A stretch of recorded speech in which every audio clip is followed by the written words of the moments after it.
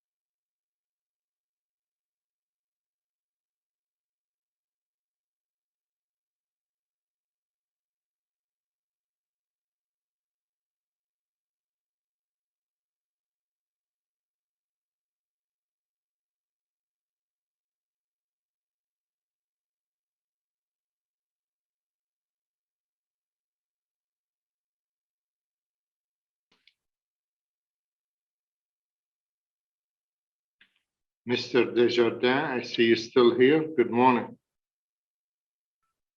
Good morning, Councillor. How are you? Good. How are you, Mark?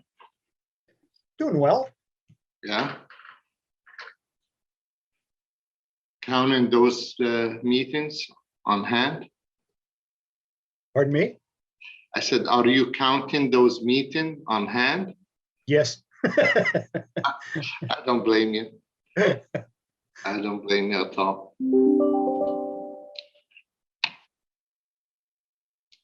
That's why they're making them last longer now, because they want to make sure you enjoy them before you leave. Why, thank you so much. I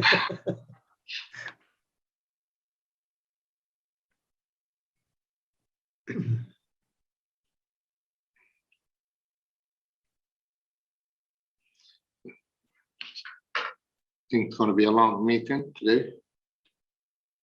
I think we have 11 delegations for this one. Yeah. I will take some time. Bonjour, Carol. Bonjour, conseiller. How are you? Oh, good. Thank you. Thank you for sending me the list. You're very welcome. Carol, I'll give you host and you can give me co-host. Does that sound good? Thank you. Okay. Yeah.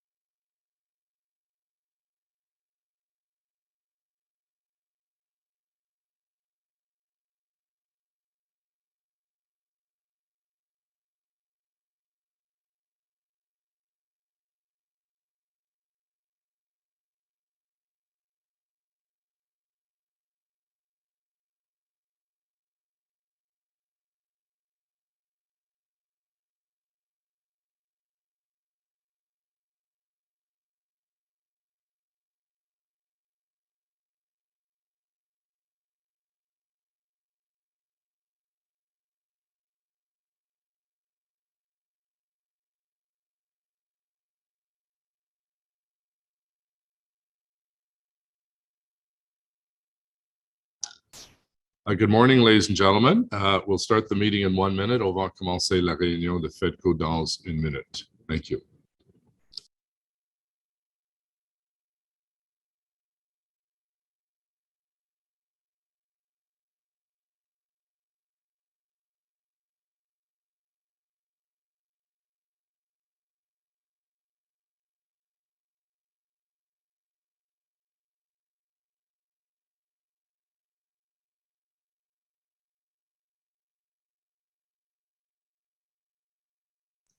Well, good morning, ladies and gentlemen, and welcome to the Finance and Economic Development Committee meeting for the 7th of December. Bienvenue à la Comité de Finances et de Développement économique. Welcome to the FEDCO meeting, December 7th. Do we have a quorum? You do, Mr. Mayor. Would you like me to? So we'll do a call quick the roll call of all members. Councillor Cloutier. Présent. I think you're on mute there, Councillor. Councillor Cloutier. Present. Present. Can you hear me? Yes. I don't appear.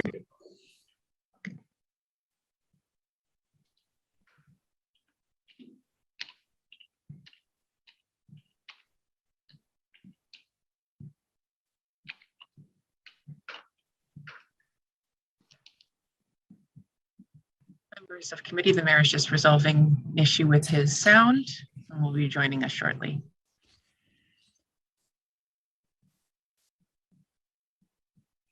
Councillor DeRuse. I'm here, Mr. Mayor. Councillor El Shantiri. Present. Councillor Gower. Here. Councillor Hubley. Here. Councillor Luloff. Present. Councillor Moffat. Here. Councillor Tierney. Here. And Vice Chair Dudas. I'm here. Great. Well, welcome everyone. Declarations of interest, déclaration d'intérêt. Confirmation of minutes, adoption de procès-verbaux for the special meeting of October 19th and the meeting of November 2nd. Carried? Carried. Okay. Carried. So we have the 2022 draft operating and capital budget. This is for items only under the purview of Finance and Economic Development Committee. So we'll have a presentation by our city treasurer, followed by public delegations, and then a motion on the roadmap, and we'll go section by section on the FEDCO items before us. So Wendy, the floor is yours. Merci, Monsieur Robert, and I'm just going to ask. Thank you so much. Presentation.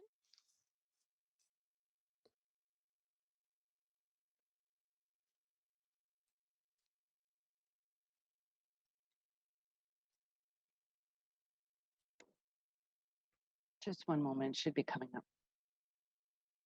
Thank you, Merci, Carol. I can flip to the next slide, please. Bonjour, Monsieur Robert et les membres du comité. Hello, everyone. Mr. Mayor and the members of the Finance and Economic Development Committee.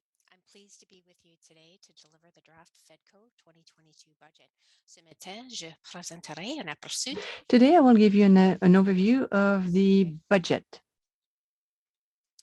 So the FEDCO budget includes the budgets from several departments, and I'm joined from my colleagues from these areas who can answer any questions that you may have.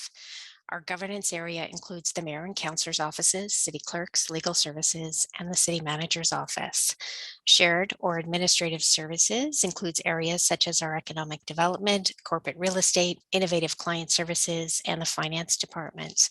And the rail construction program is also included in this committee's budget, and all the non-departmental specific expenditures and revenues. Prochaine diapo, s'il vous plaît. The net requirement for the governance service area is increasing by 1.1 million, primarily for cost of living and inflation. And the net requirement for shared and administrative services is increasing by 2.5 million, which represents a 2.5% increase. And much of this increase is due to the cost of living and inflation increases.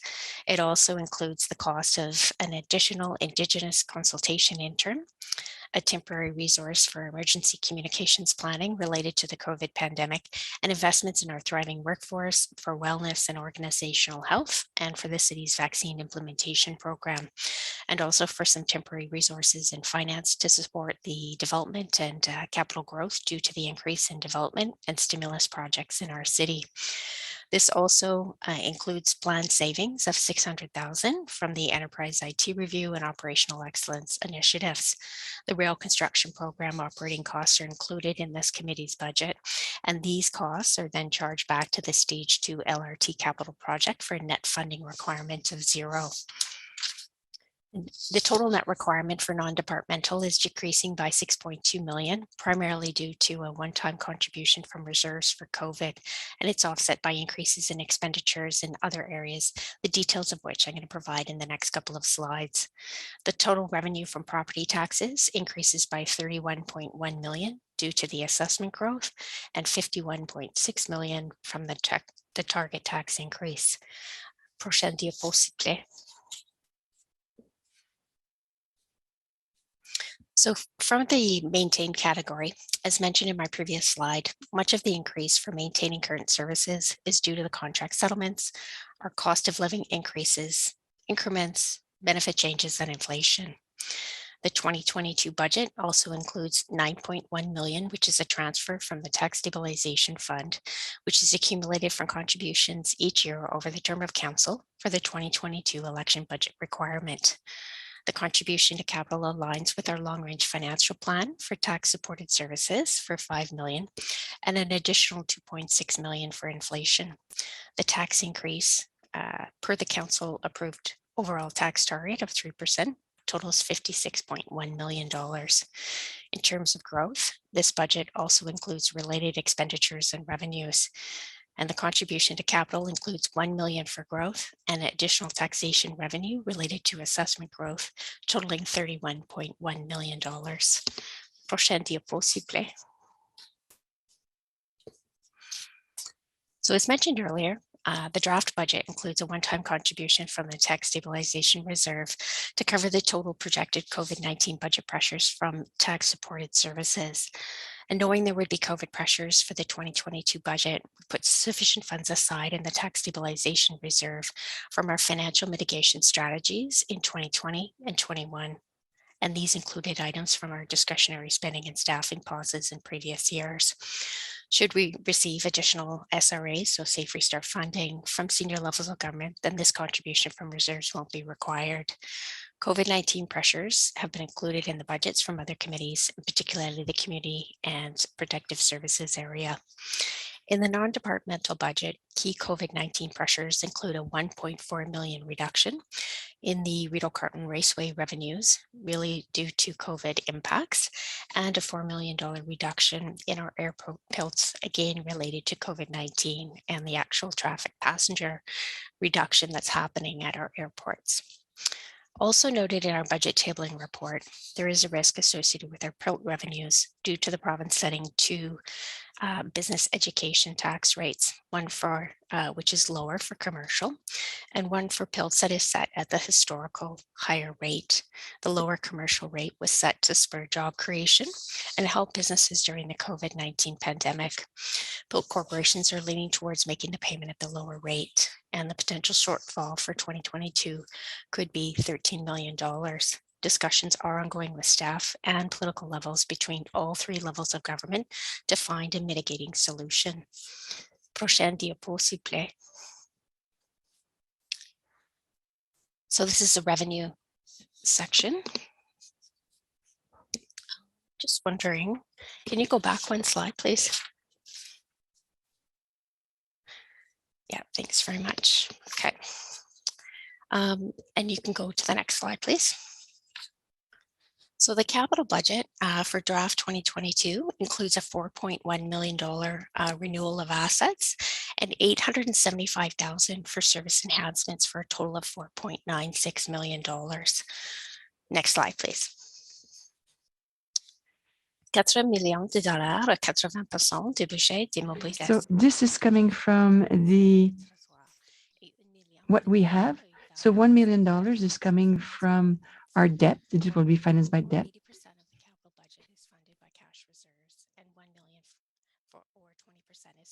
debt. The $1 million in debt is for the renewal of buildings for those replacement works that are categorized as capital tangible assets. Next slide, please. The draft 2022 capital budget includes 4.1 million allocated for the life cycle renewal and replacement works to general government buildings such as Ben Franklin Place, Constellation, City Hall, and other general facilities. There's 375,000 allocated in service enhancements related to the installation of accessibility features to the existing general government buildings. And 500,000 is allocated to the corporate accommodation review, which is a council directed project that's going to review our corporate space standards, our policies and processes to maximize space in city administrative facilities and shrink the corporate footprint and achieve efficiency savings. The funds are going to be used to accommodate minor fit-ups and renovations as required to achieve this objective. C'est la fin de ma présentation, Monsieur le Maire. Merci. That is the end of my presentation, Mayor, Mr. Mayor. Oh, merci beaucoup, Wendy. Thank you very much, Wendy. So we now have, I believe, 11 or 12 delegations. So just a reminder to our delegations, you have 5 minutes and you are here to speak to items that are in the FEDCO portion of the budget only. So our first, Phil Turcott, Chair, Accessibility Advisory Committee, has submitted written comments, I believe, Madam Clerk. So our first person to speak to us is Angela Keller-Herzog, Executive Director, CAFE. Oh, I'm sorry. Okay, so Mr. Turcott is here. He's also provided written documents. So Mr. Turcott, welcome, and the floor is yours. Thank you very much. So as I was introduced, my name is Philippe Turcott. I have the privilege of being the chair of our city's Accessibility Advisory Committee. Before I go into my remarks, I would like to acknowledge that I'm speaking to you from the unceded lands of the Algonquin and Anishinaabe people. As a settler on these lands, I'm mindful of my obligation to keep learning about Canada's colonial past and present, and especially to understand how colonialism has suppressed Indigenous understandings of disability. Thank you, Mr. Mayor, for the opportunity to provide input with respect to the proposed 2022 budget on behalf of the Accessibility Advisory Committee, or AAC. As you know, pursuant to the Accessibility for Ontarians with Disabilities Act, City Council is required to consult with the AAC. To achieve this, Council has given us the mandate of providing advice on the programs, policies, practices, and services that impact persons with disabilities and seniors in our city. I want to reiterate our appreciation for the longstanding and ongoing commitment to accessibility that has been shown by Council, by City staff, the Accessibility Office, and our Council liaison, Councillor Luloff. I would also personally like to extend a heartfelt thanks to our coordinator, Carole Legault, without whom none of our work would be possible.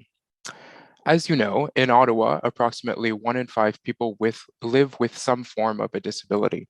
We should be proud as a city of the essential diversity that disability brings to our communities. In order to truly welcome disability, it is important that we build a culture of inclusivity, one that builds barrier-free and accessible communities where each and every one of us can participate and flourish. We must also build a culture that understands, studies, and confronts systemic ableism in all its forms. The AAC has reviewed the 2022 draft budget, and we have happily observed that it includes many investments to improve accessibility for residents in our great city. In particular, as part of infrastructure planning and economic development, the budget includes $2.5 million for the Accessibility Barrier Removal Program. This addresses accessibility issues in existing city facilities. This investment will help ensure that all members of our community are able to access our city's facilities. While we are making progress, Mr. Mayor, we must still be mindful of the obligation Council undertook to create a fully accessible Ottawa by 2025. Time is running out. While the continued funding of the barrier removal program is a move in the right direction, the AAC feels that Budget 2022 does not go far enough. Some larger cross-departmental matters require dedicated funding. To that end, the AAC passed a motion last month urging Council to make Budget 2022 a truly inclusive one. We call on Council to ensure that Budget 2022 commits dedicated, adequate resources aimed at ensuring that, from now on, persons with disabilities can fully participate virtually during any meeting of standing committees, advisory committees, or other meetings where public delegations may be expected to participate. This pandemic has made evident something which disabled people have always known.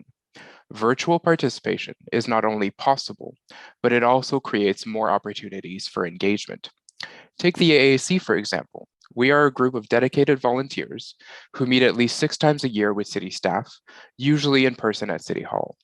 Virtual participation allows more members to be present at our meetings without worrying about travel, logistics, and accessibility barriers in getting to and from City Hall.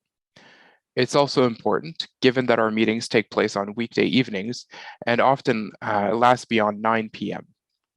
Virtual participation allows public delegations and members of the committee to participate virtually when they would not otherwise be able to stay at City Hall in the evening, be it because of family obligations or other needs. Beyond just removing accessibility barriers, virtual participation allows participants like myself to speak to you today at Standing Committee during business hours when doing so in person would not be possible due to scheduling constraints and work obligations. In addition to securing virtual participation going forward, the AAC also calls on you to ensure that Budget 2022 commits dedicated, adequate resources aimed at ensuring that the city maintains real-time enforcement capacity to actively respond to accessibility complaints within the city. Our city is not inclusive if it does not provide real-time resources to allow disabled persons to flag barriers for immediate removal. When our neighbors at the city or in the business community fail to respect their municipal accessibility obligations, persons with disabilities should be able to call 311 and know that dedicated, expertly trained staff will quickly address the matter in real time. We can think here of barriers like illegal sidewalk obstructions. We can make great strides towards accessible standards and practices, but they mean nothing, respectfully, if they can't be meaningfully enforced and in real time. In closing, Mr. Chair, Mr. Mayor, the AAC is eager to continue our work to ensure that disability inclusion remains at the forefront of all our city does. We hope that the motion we put before you will be reflected in the budget that you pass. Subject to any questions, Mr. Mayor, those are my comments. Great. Thank you very much, Mr. Turcotte, and thank you and the committee for your many, many hours of volunteerism and advocacy. Very much appreciated. And Councillor Luloff has a question for you. Merci Philippe. Je suis toujours impressionné par votre dévouement. I'm always impressed by your engagement, your dedication on the matter of accessibility. Thank you so much for your hard work throughout the year. That you mentioned that the AAC meets at least 6 times a year. But what some committee members might not know is that your group is constantly engaging on city projects, development applications, and the like through email. Your contribution is immeasurable.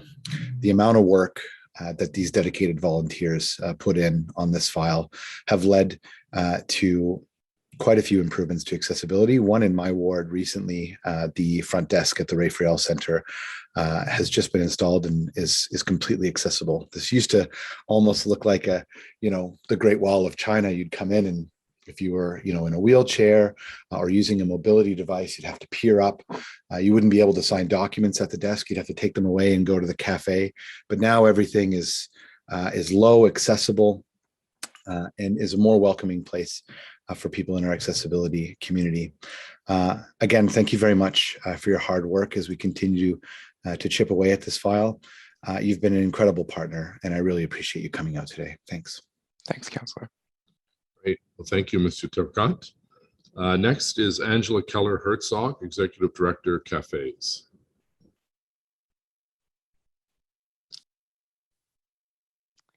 Good morning. Can you put up the slide presentation, please?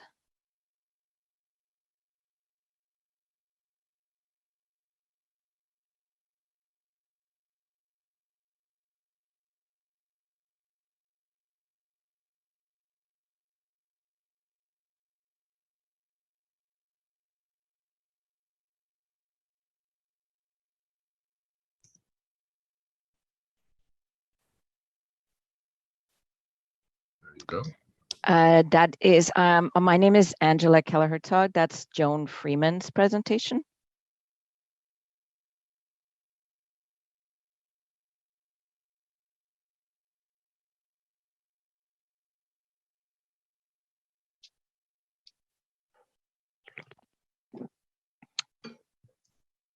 Just letting Carol know that I don't seem to have that that presentation. Okay, maybe I'll resend it to you. It was sent in and acknowledged, and then maybe you can schedule me in 10 minutes, like a little bit further down in the lineup.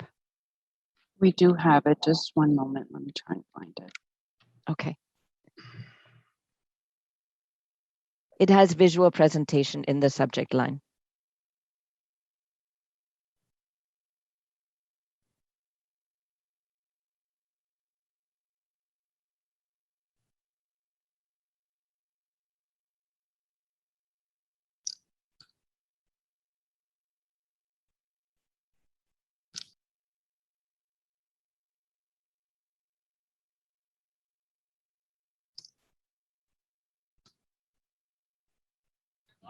I think we found it. It's just coming up very slowly. So just give us a moment. Okay, thank you. Technology is wonderful when it works, right?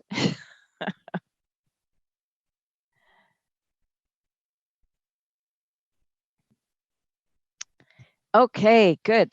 All right, here we go. So my name is Angela Keller-Hertog. I'm the Executive Director of CAFES, Community Associations for Environmental Sustainability, and I think well known to most of you as we have members in all of the wards. Next slide, please. My presentation is about climate finance. It seems that the COP26 is already a long time ago, but I think many of us remember that while there are some international level initiatives, including from Canada, it's clear that the real action is at the local level. Next slide, please. And there's many municipalities doing leading work. The other main theme that is coming out is that delay is the new denial. The science is irrefutable. I think that the climate is starting to poke civilization, and delay is the tactic for those who do not want to see this agenda moving forward. Next slide, please. In terms of Ottawa's climate plans, we have a lot of pieces in play. Most of you will be familiar with that. On the mitigation side, we've spent about 5-6 years putting in place a well thought through and modeled elaborate plan that we're just starting to implement. And on the adaptation side, which is about building climate resilience, ensuring ourselves against risk and vulnerability, we are well overdue. Next slide, please.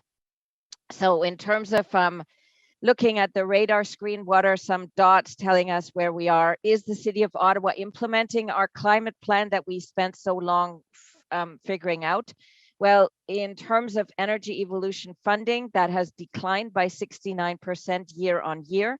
The reason is because it is not a stable on budget funding source. Human resources, we are not ramping up the effort. The climate team has 0 additional FTEs in this budget. And in terms of long-term financial planning, we are not seeing a long-term financial plan, despite the Energy Evolution Plan being a $57 billion plan to 2050. Next slide, please. Looking then on the side of adaptation, climate risk, and resilience, we see that the resilience and planning work is years behind schedule, with major pieces and reports overdue. In terms of human resources, they're very hard to account. It seems that everyone is working on this, but almost no one can really be pinned down. I think it's not an exaggeration to maybe say that there is no dedicated climate analysis capacity in capital asset management, which I think squarely falls under FEDCO. In terms of the critical infrastructure risk assessment, like, is our critical infrastructure pieces that make the city vulnerable, has that risk been assessed? We have no report. In terms of the legal liability risk to the city of the non-disclosure of information, and here I'm thinking of things like overland flooding maps, that's also unknown, because again, There's, I think, quite a bit of information inside the city, but it has not been made public. Next slide, please. Next slide. So the point is that, especially on the adaptation side, delay is very costly. I think we've all been seeing these pictures. Next slide, please. There was one piece in the Globe and Mail that was costing the prevention versus getting hit with the disaster. And these are orders of magnitude different, where the cost of a dike was 29 million and the damage will hit 1 billion. Next slide, please. So what are our recommendations then? Well, obviously to act now and to accelerate. Our first recommendation, in fact, doesn't even cost any money. Hydro Ottawa is a fully owned subsidiary of the City of Ottawa, and we should make renewable energy and energy resilience a top strategic priority for this corporation that we can direct as a city. We should leverage and incentivize builders in 2023. We've worked on a high performance development standard. Let's find some traction for that. Again, we're asking for a project feasibility and design work to start, not just a fuzzy study 2 years down the road. We should accelerate and complete the vulnerability studies in 2022 so that that work starts getting implemented much sooner than later. Let's not take 5-6 years. Let's implement now critical infrastructure risk mitigation projects. And I suspect staff in the city know already which ones they are. If you could wrap up, Angela, please. Okay, and let's implement our climate strategy. We have a lineup of energy evolution projects. Let's bring them on budget and stop funding fossil fuel infrastructure. Thank you. Councillor Menard has a question. Thanks very much, Chair. Thanks, Angela, for being here. I wanted to go back to your last slide there. There's a couple of pieces I wanted to, I don't think you had time to go through, but on the endowment fund specifically, there's a suggestion there because we have tasked staff at looking at divestment, and Environment Committee and FEDCO have both approved that motion at looking at moving towards a status where we can more easily divest and move some of those investments around. And I think there's a different suggestion on your slide, if we could just go back to that last slide, which is utilize that endowment fund for local projects that could, I guess, make gains or, return on investment back to the municipality. So I'm wondering on that last one, on that divestment, the endowment fund, maybe you could explain a little bit more on what you're suggesting there. Okay, yeah, so thank you very much, Councillor Menard, for the question. So divestment can be understood in two levels. One is to divest from fossil fuel infrastructure. So for example, I think a couple of years ago, we were trying to push on the city to say, hey, the City of Ottawa should not be invested in coal. And one of the assets that we were holding in this portfolio of investment was Teck Resources, which is a major coal mining company. And I think that some of that has shifted, and I'm not totally up to date with the portfolio, but it's clear that the City of Ottawa continues to hold oil, gas, and maybe coal assets in our portfolio. So that is the first level of divestment. The second level is to question whether it makes sense for the municipality to be investing assets on the stock market, or whether we should be investing in terms of local municipal job creating projects and infrastructure. And if we look at the energy evolution plan, indeed, there's a whole lineup of projects, and there's actually been excellent work done in Ottawa's climate plan on the financial side to demonstrate where the economic benefits are. So rather than going for an uncertain stock market return, why not invest locally? And maybe the returns would be more moderate, but they would have co-benefits in terms of economic development as we shift to a more low carbon economy. Thanks very much for that, Angela. I know our investments in fossil fuel oriented stocks has not been very successful, especially as of late. And so appreciate that comment around the shift there to other funding savings that can come from investments of this sort. So appreciate your delegation. Thanks, Chair. Councillor Fleury, please. Thank you, Mr. Chair, and good morning, Angela. I think there's a number of very good points that you're making that we really need to. It's doing the right thing financially as well. It's doing the right thing environmentally, which makes sense financially. I'm interested specifically in buildings and transportation. I've heard clearly through the OP the engagement of the cafes and communities in relations to building greener buildings today and going forward and creating that incentive package.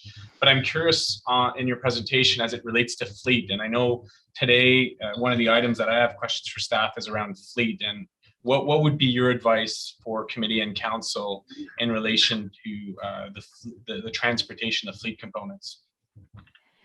Okay, so I don't think it's good enough to just talk about our Zambonis in terms of switching from a asset that can be either powered by propane or by diesel, or where electric alternatives exist. I think that we should generalize that discussion. We've talked about having a climate lens in the climate master plan.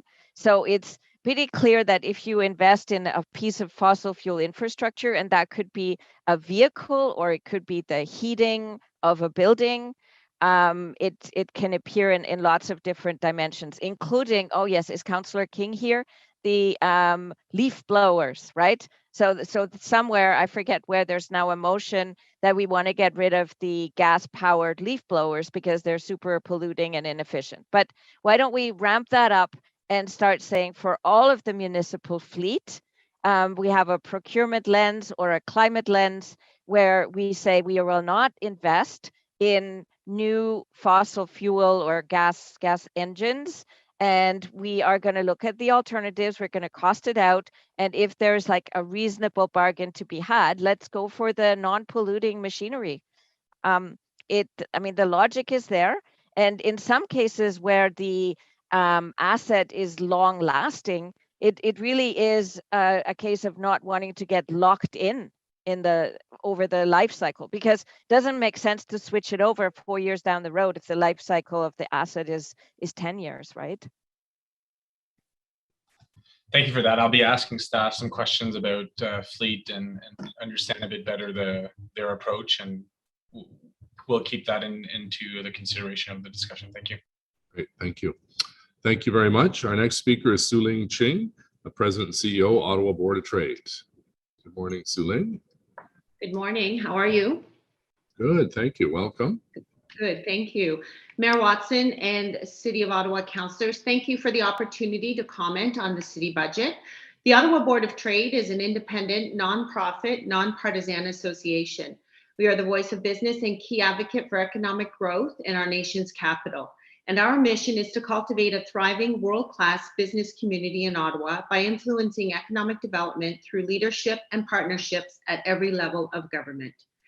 We support a city budget that represents a forward-thinking, inclusive, and sustainable vision for the city, one executed on the principles of fiscal prudence, innovation, planning for growth, and optimizing opportunities. I'm compelled to start by expressing our appreciation for our city staff team for your continued dedication and determination through these challenging times. For our part, we have encountered only open access to information, a genuine desire to understand and be understood, and a spirit of cooperation. In particular, I wish to thank the team at the Mayor's Office, Stephen Willis and the Economic Development team, Dr. Etches and the Public Health team, and Wendy Stevenson and the Finance team. I also wish to extend accolades to the Mayor and City Council members for your leadership and collaboration.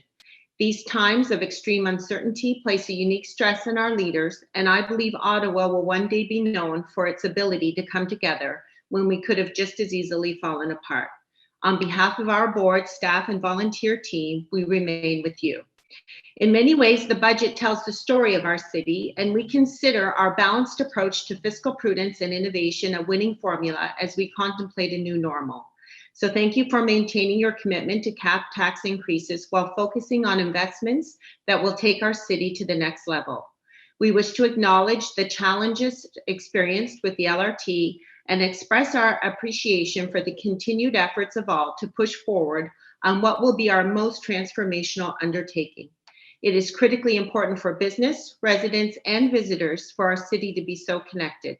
In addition, it will drive our collective talent, tourism, inclusivity, and sustainability priorities. It is critically important for this project to move forward in an accelerated, effective, and positive manner. Congratulations to the Mayor, City Council, and staff for approving the first post-amalgamation official plan. Our own strategic plan is focused on high-level discussions and deeper collaboration with the city and economic stakeholders to build a community-wide economic development strategy.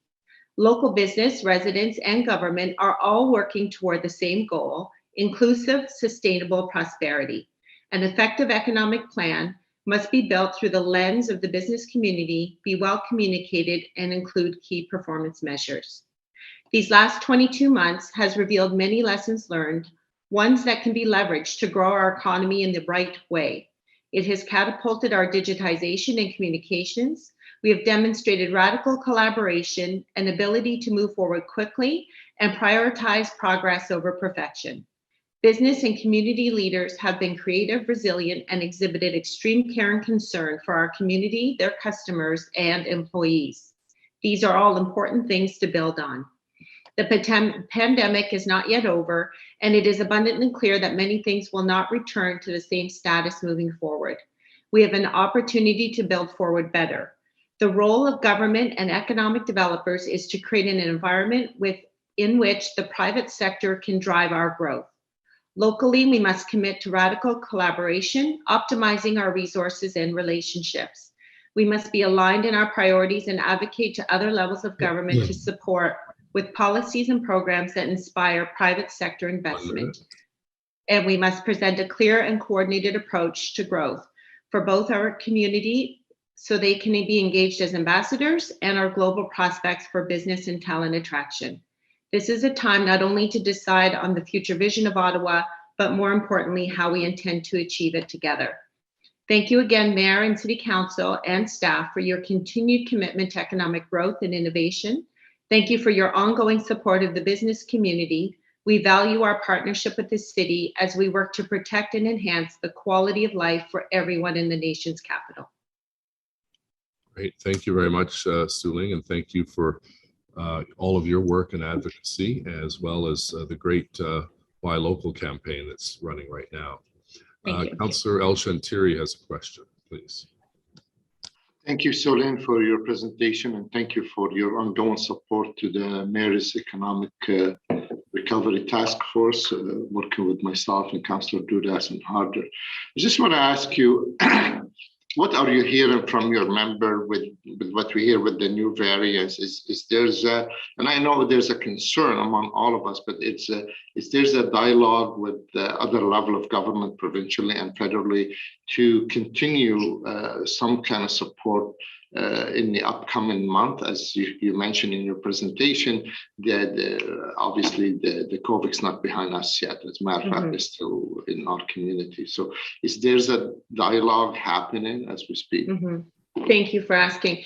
I think in general terms, there was an optimism in our community, but definitely our concern is the shaking of consumer and employee confidence both, and how that can impact our businesses, because even if they are able to do business and we agree not to have further lockdowns, we need to be able to allow them to generate revenue through confidence building and support. So we are working with the Ontario Chamber to advocate to the provincial government for some continued support as we move forward.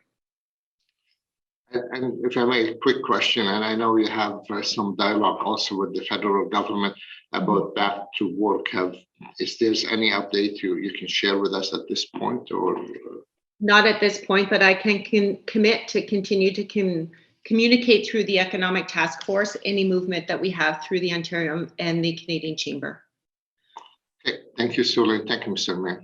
Great, thank you, Councillor. Thank you very much, Sulin, and thank you, Councillor El-Shantiri. Our next delegation is Sam Hirsch, Ottawa Coalition.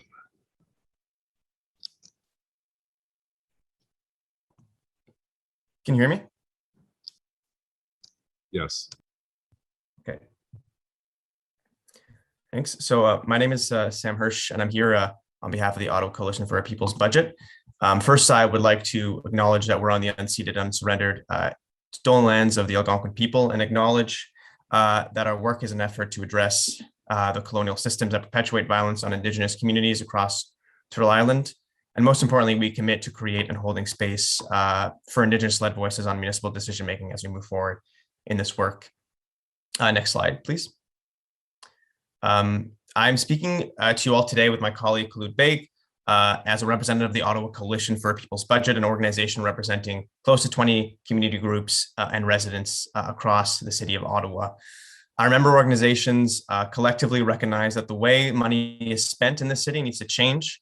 We recognize that in order to combat the multiple crises we face, the climate crisis, housing crisis, overdose crisis, and the pandemic, that we cannot afford anything less than a bold vision. Our alternative municipal budget, which we will be presenting on today as it relates to the FEDCO report, is a document that attempts to show what the city of Ottawa could accomplish if this council and city leadership was guided by a true commitment to values of social equity, human dignity, fairness, and environmental sustainability, instead of the interests of a privileged few. It is an exercise in participatory budget making that tries to show what could happen if community stakeholders had a real say in the discussion on how our money gets spent in the city, as we continue to recognize that the current process is inadequate and does not do a sufficient job at representing the voices of all residents. Next slide, please. One of the significant focuses of our budget document is reallocation of resources to other sectors and departments. One such departments where we found efficiencies is the police budget. As you'll see in this graph, as the population has continued to increase, crime has clearly significantly decreased over time, yet the police budget in the last 2 decades has increased by 300%. Next slide, please.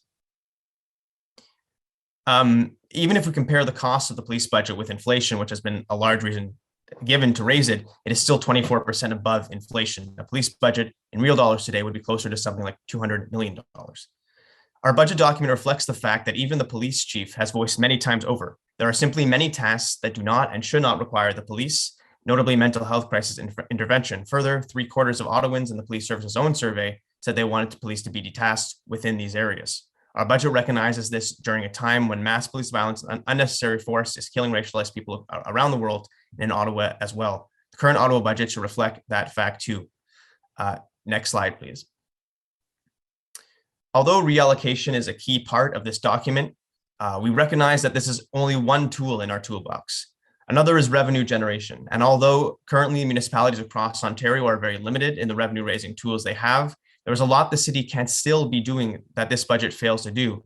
In our document, through revenue raising tools that the city can use right now without any legislative changes to the province, the city can raise an extra close to $100 million. This includes such measures like raising parking fees, implementing a progressive property tax so wealthy property owners finally pay their fair share, increasing development charges on single-family homes, and raising the accessibility surcharge for vehicle for hire services like Uber and Lyft. Currently in our city, it sits at a meager 7 cents per ride. In some cities, it's as high as $2.50. So we really pale behind on that respect. And when talking about efficiencies, because I know this council likes to talk about that, or what to scrap, we also include in here a demand to finally get rid of the opaque developer subsidy program like the Brownfield Grants program that have proven not to change the attitudes of developers. We also include an ask that is totally possible to get rid of user fees at all community recreation facilities like swimming pools or community centers. Eliminating user fees shifts the collective understanding that all community members should have access to recreation, transit, and other public services. Given that user fees are set at a constant rate, the lower a person's income, the higher share of revenue they represent. Eliminating the user fees that disproportionately affect low-income residents cuts city revenue, but also lowers out-of-pocket expenditure for all residents. Next slide, please. Finally, on transit, our budget proposes to make transit fare free, not a gimmick for only 1 month, but free year-round, but not only free, but reliable too, by spending money on increasing services. A lot of you on City Council and around this table have turned this into a debate around whether we should pay for reliable or affordable transit. Well, the answer, as we have shown in our budget, is that we do not have to choose. Transit can be both affordable or, better yet, free and reliable too. It just takes political will. For example, instead of spending $112 million on expanding one road in Barrhaven, we can put that to where it's needed, building a better, more reliable, and affordable transit system. And all of this is possible and within the realm of the powers of this City Council today. Thanks. And I suppose I'll stop here and I can pass it on to my colleague Khalud, and I can, if folks have questions, I can take them after that, or we can take questions, I suppose, if people have them after Khalud presents, however. Any questions for Mr. Hirsch? Councillor Menard?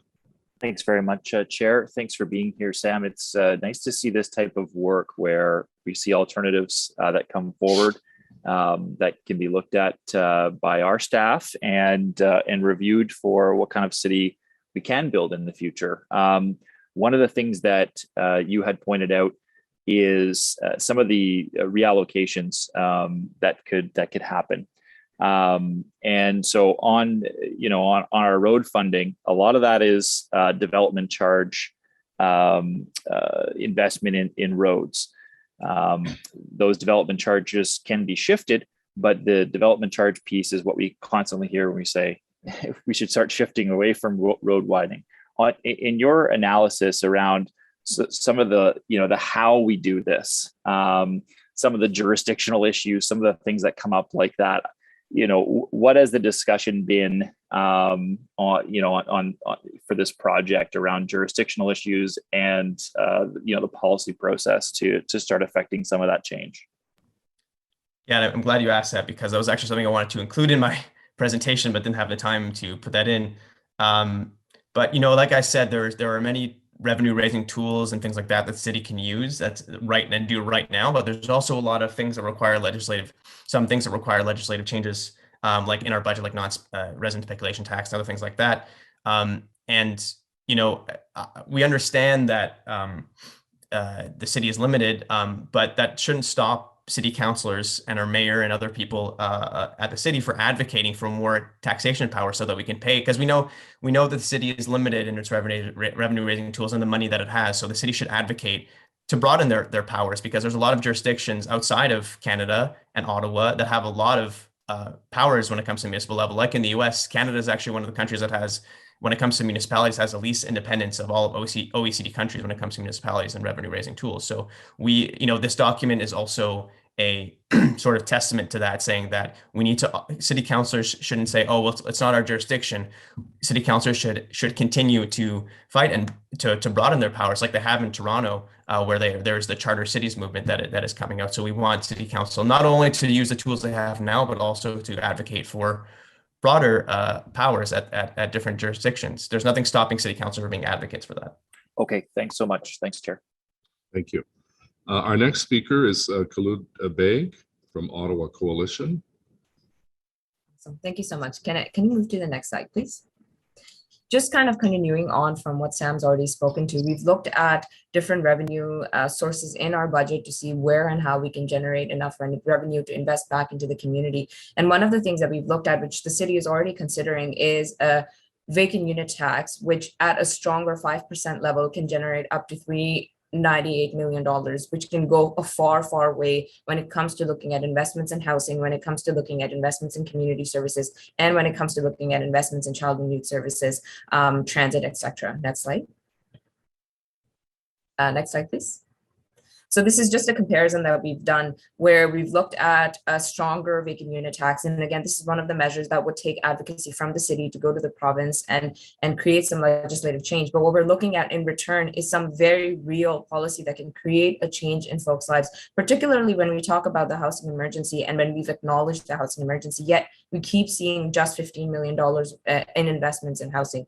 So we're suggesting in the alternative budget, or the people's budget, is looking at initiatives or policies like tenant defense funds, which can be funded at $600,000. We can look at rent banks, which are really critical at providing that stop measure for folks that are facing arrears or evictions. We can look at housing. We can actually fund a Housing First program to eliminate chronic homelessness, which is a national housing strategy goal and something that the city of Ottawa has committed within its own housing and homelessness plan as well. We can look at better land transfers for Ottawa Community Land Trust and having more land available for building affordable housing. And then obviously we can look at a very sizable investment in building new affordable housing units and supportive housing units. Next slide, please. So this is, again, just a breakdown of that. I've spoken to that, so please, next slide. Next slide. Awesome. We're also, and this is something that Sean was talking to Angela about in an earlier presentation, looking at divesting from fossil fuels and stock markets. So looking at divesting the endowment fund completely, again, something that's not super far from our reach, and what can be created in return, and the kind of policies and initiatives that can be created out of the $190 million can look at developing a citywide adaptation and resilience plan, something that we know municipalities are really facing the brunt of now and are going to be at the forefront of the action when it comes to climate adaptation. We can look at citywide food strategies. We saw during COVID times that food was one of the most urgent and pressing issues. And one of the things where city itself had to mobilize the most, how can we build more sustainable food systems right within our city through local actions? It's possible if we look at divesting from stock markets and fossil fuels that the city is currently invested in. We can look at better cycling and walking infrastructures. Again, something that's a huge need and also works to address climate crisis and climate emergency. And more importantly, and Angela spoke to this much more eloquently, creating some sort of a climate finance and economic development corporation that looks at creating greener, better jobs, that looks at economic development that is green and more sustainable for us. The alternative budget looks at that and creates alternatives that are decided upon by people that came together for a budget. Next slide, please. Oh, you went back. Awesome. We've also looked at a very transformative ways of looking at community services. And again, we have cash transfers to families for food, because looking at a poverty reduction lens, looking at community services through a poverty reduction lens, one of the things that we see, one of the core things is addressing income insecurity. And many families currently are strapped for cash after paying for housing, after paying for transit, don't have enough money left for food. So looking at something like food transfers is very possible within the alternatives that we've created. We've looked at safe spaces in high-risk communities, 24-hour safe spaces where people can go for respite. We've looked at free mental health services at libraries and community centers and funding psychotherapists. We've looked at support workers in public spaces to help with system navigation. And most importantly, we've also looked at arts and culture programs for a better city. Next slide, please. I think that's the final slide. I'm going to conclude and say that with the alternatives that we're looking at is really speaking to what kind of city we can create with better alternatives when we listen to people and listen to what people really want. I think there are many, many policies in the alt budget that are within the reach of the city that the city can do right now, that can make happen right now, that's going to make people's lives better. And most importantly, I think the city needs to look back at the kind of budgeting process that we currently have that never has enough capacity to listen to residents, particularly residents on low income and particularly racialized communities. These voices always get missed in the city's budgeting process, and we can do a better job. So just putting this out to everybody here today, and I hope this sparks some change in future budget processes, and hopefully today as well and tomorrow as people are voting on the budget. Thank you. Councillor Menard. Thanks very much, Chair. Thank you so much, Khulud, for being here and the work that you've all done. On the last point you're making around, involving all communities in Ottawa in the budget process, it has been a challenge. Certainly, we hold budget consultations after the budget's released, but oftentimes we're not seeing a whole bunch of changes from those consultations. So I do wonder, some of the suggestions you may have. We did have staff look into participatory budgeting, and unfortunately, that wasn't something that they wanted to look at implementing on the main budget or parts of it. And I just wonder, in your own process, how are you being inclusive of voices in getting this alternative budget up and running, and what suggestions do you have from that process that could be implemented in the city to help with this? Yeah, I just want to preface by saying that groups at the grassroots level, whether that be ACORN, whether that be Ottawa Black Diaspora Coalition, whether that be Coalition Against More Surveillance, are doing amazing work at looking at policy, at looking at research, at looking at what their communities want. They're tuned into the communities, they're listening to people on the ground, and they have some amazing research. A lot of the policies that are listed in the alt budget were co-written by a coalition of people, and they have been talking to their memberships at events, at other gatherings online and offline, and that's how we've been able to reach out. And again, I would say even this isn't the full picture because we're very limited in our own capacity as well. We're all volunteer run. We don't really have any sort of paid capacity or paid staff capacity. a proper participatory budgeting process can really enable the city to be present in the communities and to actually start early enough to hear from people. So when you come to the community in October, it really is too late, and most people know that the budget's been written. You also have to realize that there isn't enough capacity in the communities to engage. So a lot of cities, and I'd look at cities like Portland, do pre-work into developing capacity in their constituents to come and engage with the budget, whether that be through education, whether that be through public engagement, whatever that looks like. So there are groups on the ground that are doing this work, and they're doing it really well. They know, they have their finger on the pulse of the community, and what the staff and councils need to do is listen in and see what they're saying and see policies that they're directing towards. And I think that's going to be a really good place to start. And I really think the process needs to start in the summer. October is very, very late to come to the community because budget comes a week later. I don't know how many people feel heard by that. Yeah, I completely agree. Thanks so much for those comments. Thanks, Chair. Thank you. Thank you very much. Our next speaker is Dee Pham. Apologize if I mispronounced your name. That's correct. Welcome. The floor is yours. Thank you. I'm Dee Pham. I'm a concerned citizen, and I thank you for the privilege of allowing me to take time out of my workday to speak at this meeting. As we're sitting here in front of our computers in our homes and offices on unceded Algonquin and Anishinaabe territory, and as you're deciding how to spend millions of dollars, I encourage and I really urge you to take a moment to think about how your choice will actually impact the lives of individuals. Because I think it's really important to remember that these are not just statistics, they're real people whose lives are going to change. And if you value the lives and experiences of everyone who lives in this city, you should believe that they are all valid members of our society and they deserve to be heard and taken care of. So do you consider their experiences each time you're making a decision that could permanently change someone's life? The members of the public, there have been so many people who have really gone out of their way to share their lived experiences. They've been very vulnerable in this process and have shown up to very inconvenient and inaccessible meetings. And they've been telling you about the harm that's actively caused by policing in their communities. They've been telling you that they need services, especially during this global pandemic, the climate crisis, and these services are seriously lacking support. We need safe and affordable housing, reliable and free transit, food security, healthcare, education, and a lot of the points that the Coalition for a People's Budget have already covered. But are you really honoring the time and the effort that people spend to come and tell you how this has affected their lives? There are also countless stories that you're not going to be able to hear because this process is so inaccessible. And I personally don't believe that other people need to be highly available and well-spoken for their opinions to be heard. I find it's a little bit discouraging to participate in this process because by the time we're able to speak up, it feels like it's too late to affect the outcome.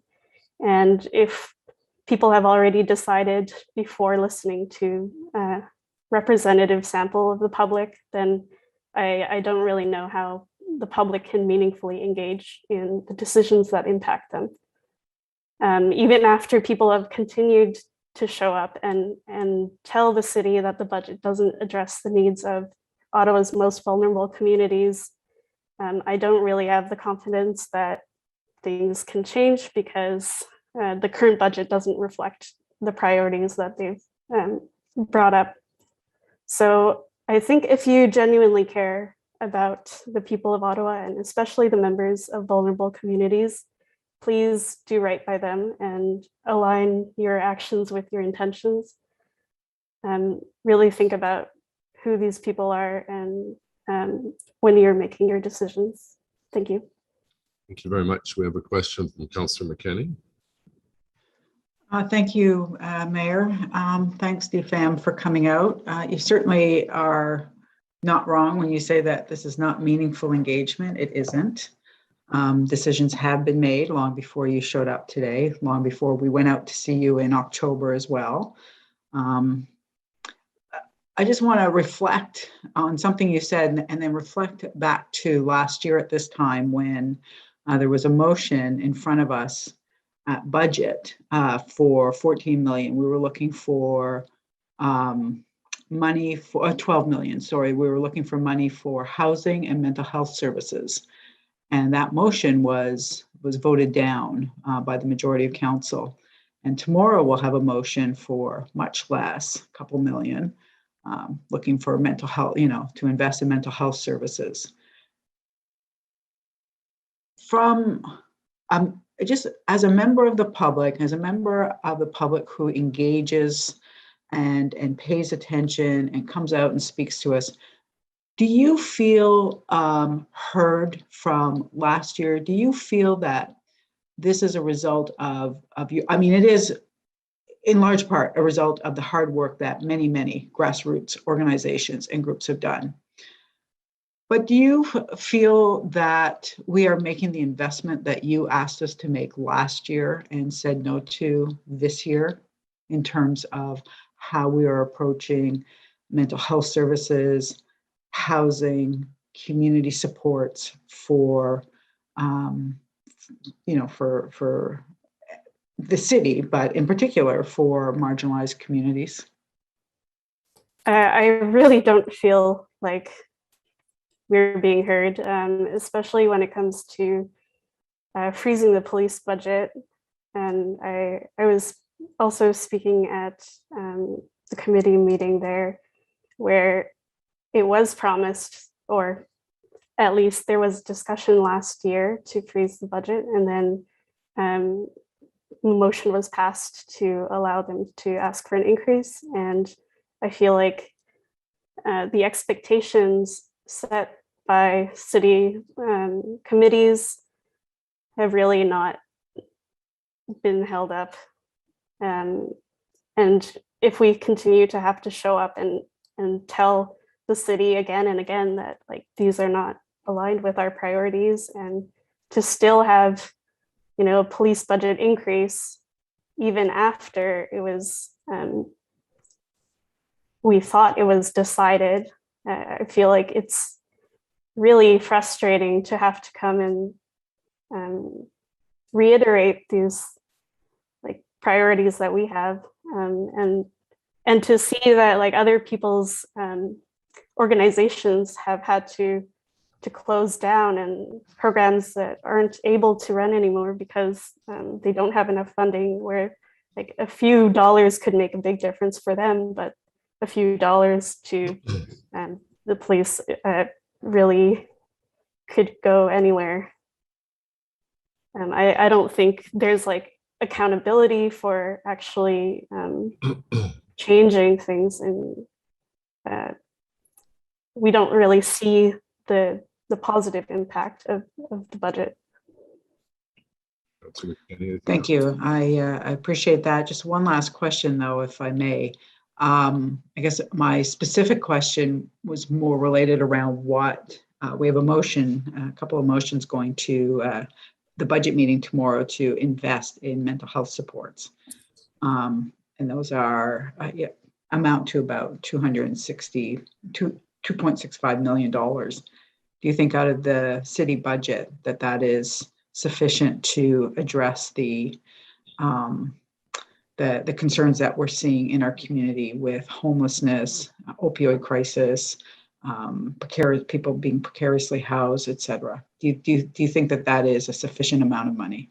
Oh, definitely not. I feel like there are so many entangled issues that we can't really solve all of them with a small amount of money.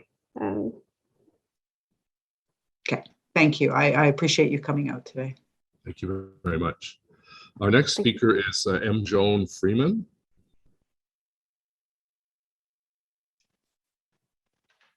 Hi there. Can you hear me?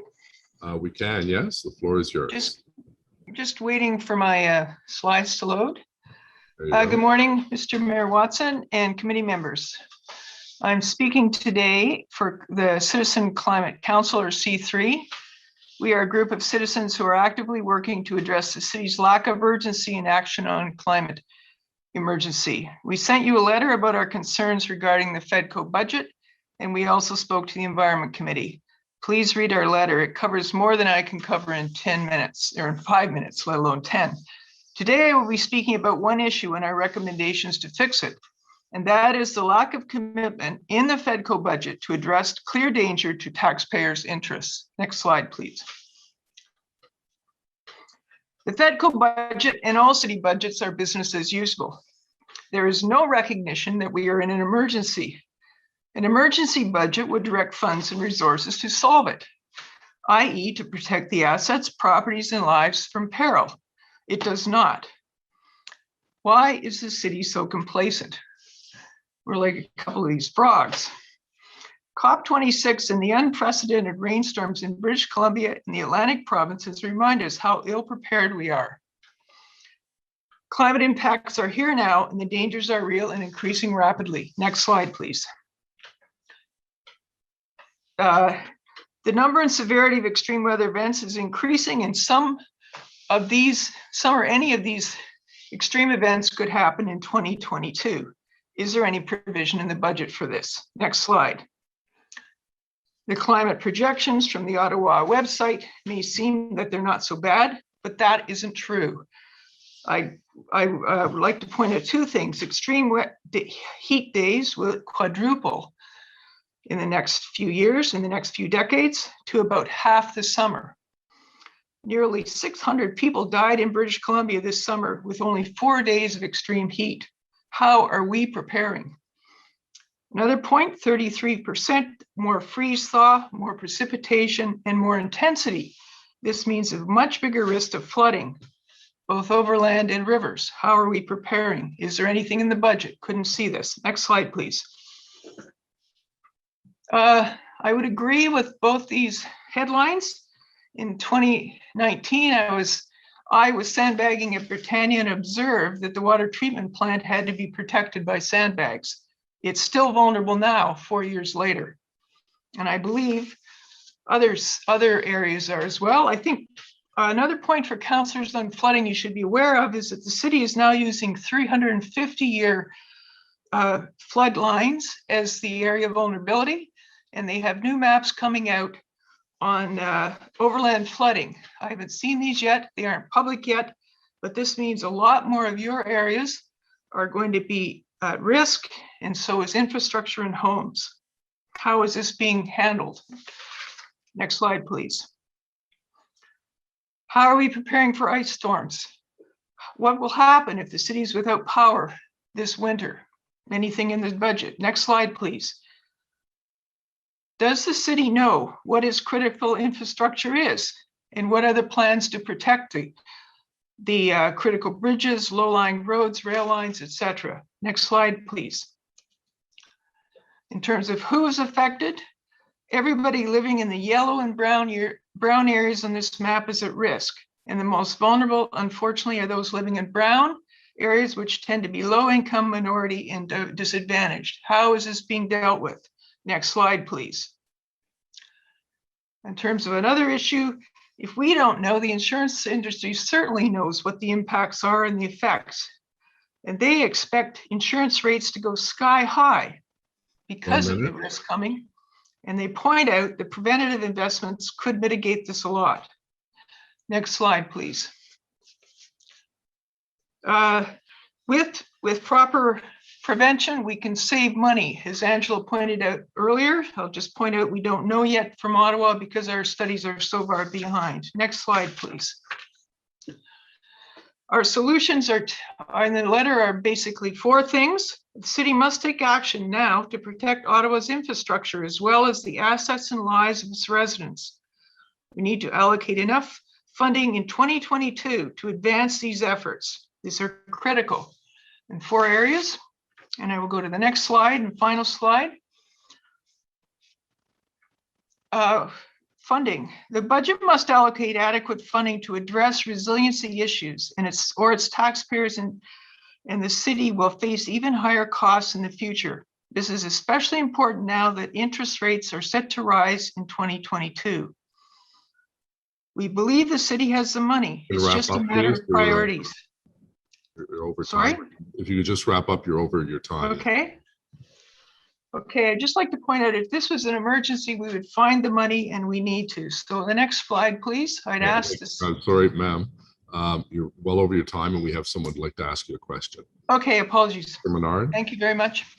Thank you very much, Chair. Thanks, Joan. I did want to just pick up on one point, and it's about how we fund these objectives, which again return a lot to the municipality over time back to us. The Energy Evolution Plan, the Climate Change Master Plan will save money for the city over time as we adapt, and that's the critical point in terms of the finances that we talk about here all the time, which seems to be the concern. So, obviously the issue is adapting to climate change and making the change so that we can mitigate the effects when it happens. One of the funds that we got approved, pending a couple of things, but approved at the last Environment Committee meeting was an energy and emissions fund, one that we hope will be a revolving fund that can go back into these types of, as you get savings from things like building retrofits, lighting changes, shifts in savings to energy on transportation systems, et cetera, that you can reinvest those savings into more GHG emission reductions that can produce more savings as well. And so I guess that's it. And we had to fight just to get pretty much a drop in the bucket, but it starts the fund. And that's the important thing. The planning that's been done, the fund gets started. I wonder your take on that. Obviously, I feel like you'll say it's not nearly enough, and I agree. But what else can we be doing at this time in terms of that type of shift, recognizing the political climate we have and the political necessities around this table? That's an excellent question. Well, I would like to say that we certainly support the motion that you're putting forward, the need for stable funding. I guess my analogy for a while was that the funding that we have for the climate emergency is like we're trying to fund it through a lemonade stand. It's not even stable, and it's very, very puny. I obviously, and we obviously believe that this $1 million is a drop in the bucket, but actually in our proposal to the Energy Committee, we were suggesting you just invest what's asked for in the city budgets, which is about $30 million. And then if you throw in another 2 to actually get these climate resiliency studies done, that would do it. And that is, I've done the calculation, it's like 0.07% of the $4.5 billion tax budget, which means less than $10 for taxpayers, except for the ones that live in very expensive housing. $10, less than $10. I'm sure every citizen or taxpayer would like to know that their money is going to protect the future and to protect their assets. You could give us all a Christmas present if you just find a way to make this happen and show the leadership that we really are looking for on this. It would be, so my answer is, I think it's great. I think that we need these kind of resolving funds, but I think as other speakers have pointed out, the whole budgeting process needs to look at needs and balance things much better than it does. Okay, thanks very much, Joan. Thanks, Chair. Councillor Kavanaugh, please. Thanks very much, Joan. You mentioned about the need for resources for emergencies such as the flood, which you mentioned about in Bay Ward and the water filtration plant. And I won't forget the day when the soldiers came to find sandbags along the side of a road. But I think your real point was that we don't want to be there again. We want the prevention. Is that what you're saying? Yes, absolutely. Yeah. So that we're not, because I do believe we're going to be putting resources into some of the preventative measures like Castle Street, raise the road or whatever in the future. But I think your point is that if we didn't have to get to this point, what are some of the measures that you see? That's a great question. I guess the point is that I don't actually know what the critical infrastructure in the city is. I think the water filtration plant is for sure. If we are really worrying about things at a 350 flood level line now, and by the way, that just is historic. It doesn't mean it only happens every 350 years. Historically, it was every 350 years, but it'll happen a lot more in future. But I do think that we need to figure out how to make that access protected. So that, and it's 4 years on, and this is critical infrastructure, and yeah, it was frightening for me to see them sandbagging that. Now, whether that means elevation or something, I don't know, but the solutions are a permanent barrier, and we have until next spring. So I guess right now the solution is to call in the army again if it happens. But this is not calling in the army may turn out to look like Abbotsford. This is not a permanent solution, and they're not always available. Thank you. And yes, no, we have to look at preventative measures. Thanks so much. Great. Thank you very much. Our next guest is Tim Lash. Mr. Lash, welcome. You have a slide PowerPoint that I see coming up on the screen. Go. Yep, we can, if we hold off on that one for a moment, I'll call for it when it's wanted. And I will ask for the first one to not be this, but a motion. Thanks very much. I'll call for them. Good morning, Mayor and councillors. Thanks for the opportunity to speak to you today. I'm here to ask you to pull together a summary climate finance budget and include it in the 2022 budget.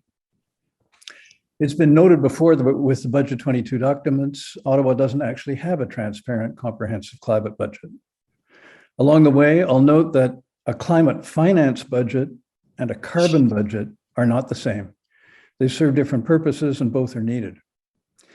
If there's time, I'll refer to Vancouver's recent Climate Emergency Annual Report 2021 for an example of a high-level climate finance budget that can be adapted to Ottawa.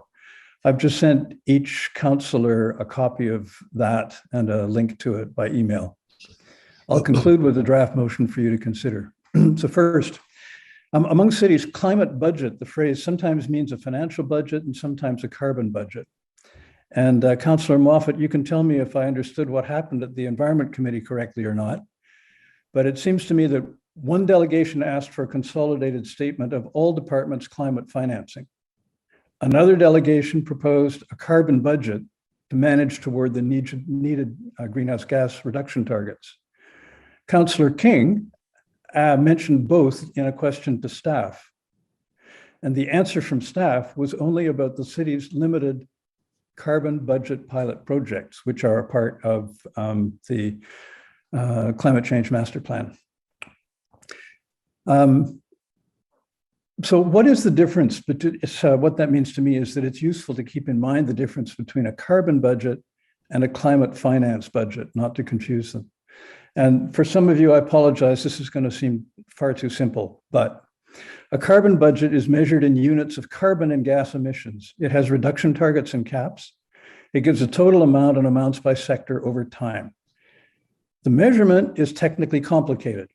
Overall carbon reduction targets are set by the environment, but pilot projects, as the city is doing, is a good way to start carbon budgeting within them. In contrast, a climate finance budget is measured in dollars and person years to be spent on climate mitigation and adaptation actions and capital items. It shows expected financial savings from the incremental climate activities and jobs created. It shows the revenues that are committed relative to what's needed and the sources of the revenues. End of that particular lesson. So why is consolidated climate finance information needed in this budget, budget 2022? It's because the budget is a communication document about financial needs. And part of leadership is helping people face up to challenges. Adequate climate funding is a huge challenge, and the city has to raise money in cooperation with other people. A simple summary climate finance section in the city budget will support cooperation and co-financing with Ottawa communities, businesses, and private financiers. This kind of transparency supports trust. It is not a technical challenge to prepare a climate financing budget for the 2022 budget. It only requires gathering and presenting numbers that are already known. It only needs council's direction to gather and present them and staff attention to do it.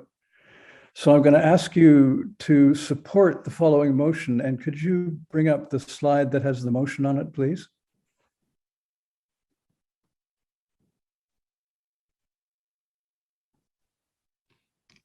Thank you.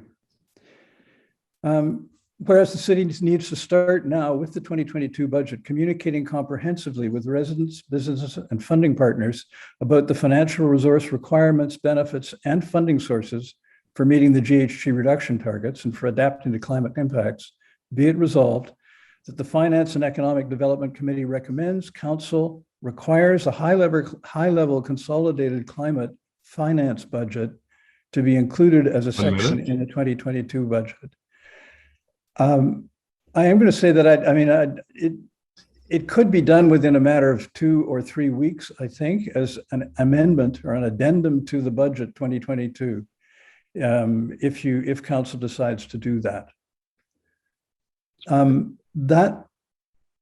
much time do I have, Mr. Chair? 22 seconds. I would ask you to look at page 5 of the Vancouver's 2021 indicator and finance budget. Thank you. Next one. Yeah. Not the headline indicators, the next one. Okay, we may not get to it.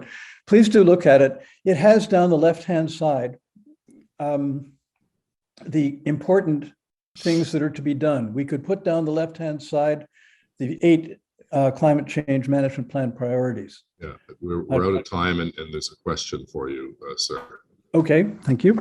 Councillor Menard, please. Thank you very much, Chair. Thanks, Tim. I know we had talked after the Environment Committee discussion as well, and I'm looking to Chair Moffat as well, because I know in this budget we have requested a summary of all the climate investments that may not fall just within the Environment Committee purview, but things like electric buses and that sort of thing, right? The capital investments there. Your ask is more specific than just that type of investment across the organization, as I understand it, or is it not?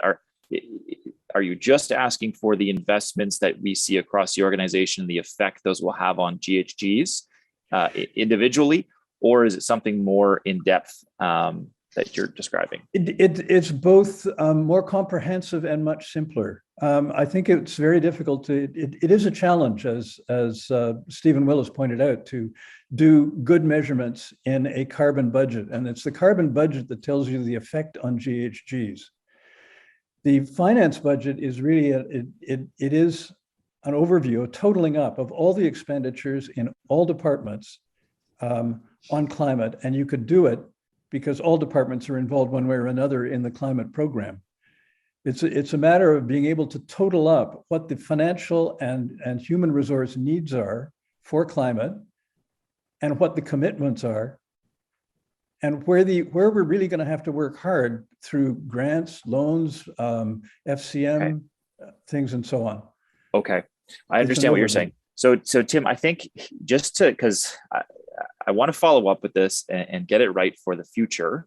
So if I can ask you just again to send me a note, and I'll connect us with Wendy and Isabel, Wendy Stevenson and Isabel Jasmine, Stephenson and Isabel Jasmine, and as well as Andrea Flowers and Steve Willis, just so we can get a full understanding of exactly what you're looking for, and maybe the comparison to the Vancouver budget is a good one.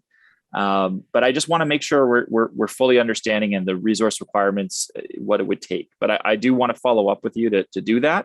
So can I ask you to do that? Can I ask you to reach out to me specifically, and then we can put you in touch and make sure? I'll be delighted to do that, Sean. Thank you. And I will just say that I think it would be very useful not to put it off to 2023 budget, but to do it for this current budget. I don't think it's a lot of work. Okay. If that is the case, then it would be great to do it for this budget. I'm not, let's just connect and we can see what we can do. Budget's tomorrow, so we've got not a lot of time. So I thank you. I know you raised this previously. Thanks very much, Mr. Lash. Many thanks. Thank you. Our next speaker is Liz Mock. Hello. Others have you? Can you hear me? Yes, go ahead. The floor is yours. Others have shared similar concerns that I have as a resident, so I'm going to speak on the budget from the perspective of a small business owner. So thank you for the opportunity to speak. It has been stated in the budget and by various members of this committee that small businesses are the backbone of our economy, that we create employment and contribute to neighborhood vibrancy and quality of life in our city. We all know that the pandemic has been hard on small businesses, and we are eager for some meaningful support. And unfortunately, I find what's been presented in the budget to be a little disappointing. For example, at the cost of $10 million, I assume the small business tax subclass is meant to exemplify the commitment the city has to its small businesses. But when I look at the numbers in detail, it makes me question whether this is the best use of funds, which I think speaks of some volume as a benefactor of this tax reduction. A 7.5% reduction in property tax next year only amounts to a savings of $40 a month for a small business like ours, and it barely registers against our monthly business expenses, which averages around roughly $50,000 a month. And even if I take the city's figures for an average small business that would save about $120 per month next year, I fail to see how it's meant to make a dent in tens of thousands of dollars in monthly expenses. So I'm not actually here today to advocate for a subsidy or a bigger tax or fee exemption. I'm trying to illustrate that we need more impactful and cost-effective approaches to invigorate our local economy. If the city supports small businesses in order to improve employment and to contribute to neighborhood vibrancy and quality of life, I would suggest we invest directly into our employees and the residents of these neighborhoods, especially those that have lower income. There are lots of residents that are underserved by city services. They spend more than what they can comfortably afford on necessities like housing and food, and spend more time than what they should have to making do with our current public transit system or navigating social programs. To me, this budget looks like another year of same strategies while the affordability of living in Ottawa continues to decrease. As a small business owner, I'd like to mirror the call for some radical strategies like the ones that were presented earlier today in the alternative budget proposed by the Coalition of a People's Budget. And here's some examples of how I can see that helping us. So funding a Housing First program to address chronic homelessness would reduce pressure on Main Street businesses to provide immediate food, water, and temporary shelter to those that are unhoused in our neighborhood. Providing and servicing free bathrooms available 24/7 would alleviate the burden of maintaining our sanitary facilities and would make exploring the city more stress-free for residents and tourists. Funding a 40% tree canopy expansion would beautify our streets, and the cooling effect could mitigate some lost foot traffic in extreme heat conditions, which are happening more frequently. Implementing low-cost internet for low-income households would help employers leverage technology without worrying about equitable access for their employees. Free transit, expanding bus services, expanding cycling infrastructure would bring more customers and also expand our labor pools, which is critical right now in the current labor shortage. So in closing, I would love to see more progressive strategies in the budget like these that support low and moderate income residents. If not for moral reasons, then for economic reasons. It means more disposable income and more time spent at local small businesses like ours. And in the city's current state, I truly believe that this will be more powerful than any buy local campaign. The people of Ottawa really do love their small businesses, and whether as an employee or as patrons, people are not losing interest or desire to support local. They are losing the means to do so.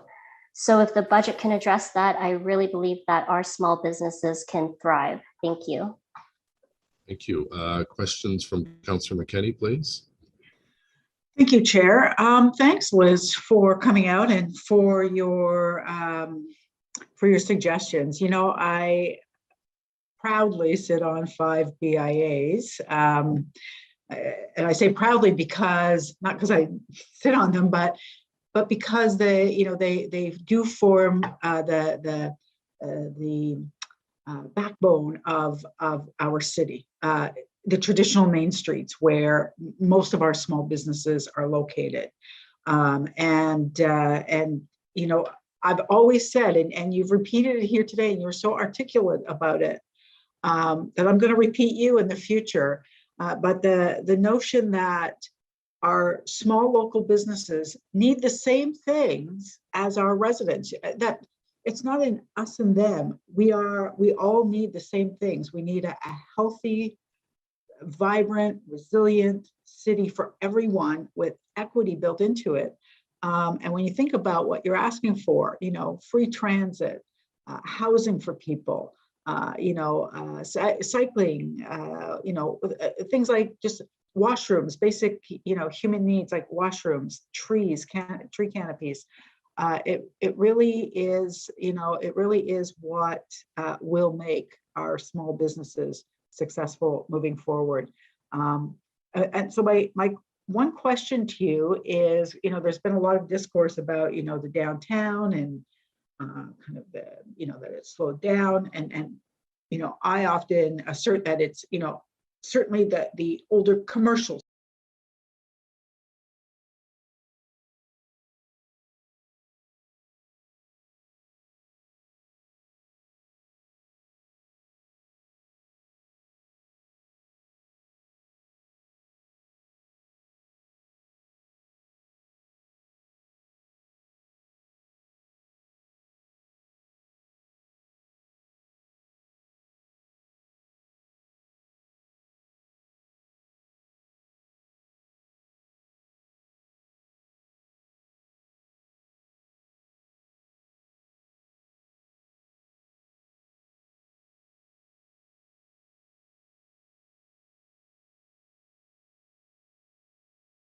customers to our neighborhoods.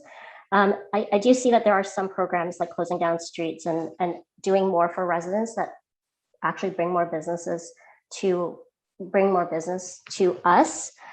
I'd say that if the city was just more walkable, more busable, maybe because of the location that we're in, we are in the downtown core. There are lots of residents that could technically be accessible, but sometimes it's faster to walk than it is to bus to somewhere that you want to go. And it doesn't make it efficient, especially when you have weather that's especially in extreme weather where you don't want to be outside that often. I think that the streets or downtown can just be more walkable. And I think people are looking for places to walk. And I mean, a lot of housing, like a lot of apartments are just getting smaller and smaller, but people need kind of room to stretch their legs. And do activities. And part of that is just by going outside and in our commercial streets to hang out and spend money. Yeah, I agree entirely. Thank you. Thanks for coming out and speaking to this today. It's good to hear from you. Can I just ask, Liz, what your business is or what type of business it is? We're a food service business. In the center town? Yes, in center town. Okay. Councillor Fleury, please. No, Mr. Mayor, I had my hand up, but I took it. Oh, okay. Sorry. Councillor Brockington. Thanks, Mayor, and thank you, Ms. Mock, for your presentation. I do think we need a balance here. I represent River Ward, and the small business owners, true small business mom and pop shops are struggling. They see local residents go to the Walmarts and the Loblazes, the large multinational corporations, to do their shopping. When that shopping can be done, same provisions can be purchased in the community at these local business shops. And I think for the ones that have survived, that have just come out of a massive 2-year pandemic, they really are, many, holding on by their fingertips. Dry cleaner in Carlington, his business is down 95%. People aren't working in the offices, dry cleaning their clothes, the uniforms that come in there, and oodles of examples. So I do look for that balance, but I do think what the city's done to date to encourage people to think local community, help these businesses that line our main streets, that contribute to that vibrancy is very, very important. So I don't mitigate or lessen your comments this morning about the need for social and community investment. I think you're bang on. How we do it is where we debate, but we can't forget that many of these small businesses have contributed to our community when times were good. And now that we're coming out of this pandemic. We have to pay that back to these small businesses. So I really do think that a campaign that the city's been leading has been positive, and it just reinforces that message. So not as much of a question to you. I do thank you for your presentation, but just wanted to give some context to what I'm seeing in my own ward. Thank you. Am I able to respond to that? Yes, go ahead. Okay, so I think that maybe there's a, maybe missed the point of one of my, what I was trying to say is that, yes, I am a small business owner, and we have reduced revenues, and it is really concerning. But I really believe that Ottawa citizens do want to support their local businesses. It's just that they don't have the extra income to do so. And what's drawing people to Walmart and those big box stores isn't because people don't think that the local economy or their local businesses are important. It's because we cannot compete with the prices that the Walmarts of the world can offer. And they're also very centralized. So, you don't have to drop by 10 different businesses to pick up all your essentials, do your dry cleaning, where you can just go to a Walmart and get everything done. And that relates to transit and accessibility as well. So I'm not saying that we don't need to do a buy local campaign. I'm just questioning whether we're getting to the core of the issue. And I want to give Ottawa residents some credit that they're not ignorant to the idea of how the local economy contributes to the vibrancy of their neighborhoods. Okay, thank you very much. Thank you to all our delegations. So we have the budget roadmap motion that Councillor Dudas will move, and then we'll go section by section, and this is where you have questions to staff, or you would like to make a comment. We'll go one at a time so everyone has a chance to speak or get anything clarified. So Councillor Dudas, if you want to just introduce the first paragraph of the motion. Perfect. So just to confirm, the first paragraph then is sufficient? Yes, okay. Please. That the Finance and Economic Development Committee recommend that Council sitting as Committee of the Whole approve the Finance and Economic Development Committee 2022 draft operating and capital budget as follows. Okay, thank you. So we'll now go section by section. Item 1, elected officials operating resource requirement on page 2 of the FEDCO budget. Councillor Fleury, a question on this? Mr. Mayor, I'm just looking for clarity. I have some questions through FEDCO. You're asking us to pause you at each of the items? Right. So if your questions relate to elected officials, this is the time to ask. Okay. So on item number 1, carried. Carried. Item number 2, Office of the City Clerk, Bureau du Greffier Municipal, as follows. A, user fees, pages 6 to 7. B, operating resource requirement revised, page 5. Carried. Carried. Item 3, City Manager's Office, operating resource requirement, page 9. Carried. Item 4, Transit Services, Rail Construction Program Service budget as follows. User fees, page 12 to 14. Operating resource requirement, page 11. Carried. Carried. Carried. Item 5, Planning, Infrastructure, and Economic Development budget as follows. A, General Manager's Office and Business and Technical Support Services, operating resource requirements, page 15. B, Economic Development and Long Range Planning as follow. 1, fees, page 19. 2, operating resources, page 18. C, Corporate Real Estate Office as follows. Fees, page 22. Operating resource requirement, page 21. Carried? Carried. Oh, sorry, Councillor Moffat, do you have a question on item 5? Yeah, just a question, something I spoke about with Steve Willis and kind of came up here today. It's a bit of an odd situation because you have a new department that's going to be coming forward, which is infrastructure and water services. So it's a bit of 2 departments, but what I'm going to talk about will actually fit into that new department. And it's just about the climate adaptation, strategy and resources to that effect to help move that along. My understanding from Mr. Willis is that with the monies that are to be allocated in 2022 through the 2 different climate pieces, whether it's the hydro surplus or the approved motion at committee from Councillor Menard, that you'll come back to Environment Committee with a spending plan in which you would be in a position to prioritize that climate adaptation piece, and so that we can get the work done that's needed through the asset management group. Mr. Mayor, Chair Moffat is correct in his assessment of the situation. So we are behind a little bit on the vulnerability assessment, and that will be coming forward to the committee in this spring. And then the action plan, we are also, which is the next step, we are behind on subsequently. There is a choke point right now in the system because of the asset management team in particular has so much on their workload right now. They prepared the capital budget that's before council. They're doing the comprehensive asset management plans that we're required to do by law in 2022.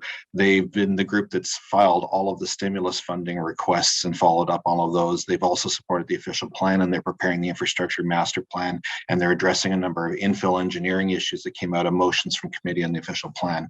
So the group really is stretched thin, and I agreed with Chair Moffat that we would take funding from either the hydro dividend surplus, or if council adopts the motion past a committee, that as well, to do a temporary resource to put in the new infrastructure and water services department in asset management to support the initiative. And then the new general manager can decide when they're in place what they wish to do in future years with that role. All right, thanks. And just remind me, you also spoke to me about students that we have coming in that can assist in some of the work that's being done through our climate department in order to advance some of the initiatives or help advance some of the initiatives that we're already working on. Yes, certainly. Just again, we talked about this Environment Committee, so we did get additional resources through the Environment Committee for the forestry side of issues, because that was the top priority we identified. But we are also chasing funding from various agencies for student and intern positions, and we're optimistic that several of those will come through for us as well. And again, we would deploy this across the priority areas. Again, it's not the mandate of this committee, but as we reported to standing committee, we have 8 major deliverables of 2022 that the group is bringing forward in conjunction with other departments, and it's our commitment to get that work done. All right, thank you, Mr. Willis. Appreciate that. Councillor El Shantiri on item 5. Thank you, Mr. Mayor. And Mr. Willis, the planning department, James' office, when you talk about the increase of 170,000 for the GM office, that one. But I'm interested in item 2 when you say there's 150,000 provincial revenue to help offset the expenditure. Can you tell me, is that just one time only, Mr. Willis, the 150? So, Chair, if the councillor could just point me to the page he's referring to, please. Well, this is the planning corporate real estate office. The planning department overall, the increase anticipate 150,000 provincial revenue to help offset expenditure. Although only increase expenditure anticipated in the director's office. So, but you're saying that you can recover that from a provincial. I'm just interested if this is one time only provincial revenue to offset that expenditure, or that will stay on. If it's not, I can take it off along with you. I'm sorry, Council, I can't find the reference. I know that we have, for example, a commitment as part of the land deal for 1010 Somerset to retain a term employee on an Indigenous employee for a real estate internship, if that's what you're referring to, but I'm not sure I'm finding the reference you're referring to. So I apologize, Mr. Mayor. Not a problem. I'll ask you before tomorrow. Thank you. Okay, thank you, Councillor. So on page 5, carried. Item 6, innovative client services department budget as follows. General manager's office and business support services operating resource requirement page 23. Service transformation operating resources requirement page 25. Public information media relations operating resource requirement page 27. Human resources operating resource requirement page 29. Service Ottawa as follows. Fees page 32. Operating resource page 31. Legal services, page 34, supply services, page 36. Councillor Fleury on item 6. Yes, Mr. Mayor, I have 2 questions on this segment. beginning with page 27, specifically media relations, there's a significant drop of 145,000 for emergency communication planning. I think there's an FTE. I'm just looking for clarification. As you know, we've had a number of crisis in the last few years with COVID and the flooding and stuff. I'm looking for, I'm looking to understand that doesn't weaken our plan, our ability to communicate with residents and planning for future emergency situations. Thank you. I'm going to ask Andrea Lonte Seymour to please provide clarification on that line item. Yes, thank you, Chair. No, it does not. So the unique situation of this past year is that we had some temporary full-time employees who were added to the public information and media relations contingent as the vaccination working group, basically task force, as part of the EOC.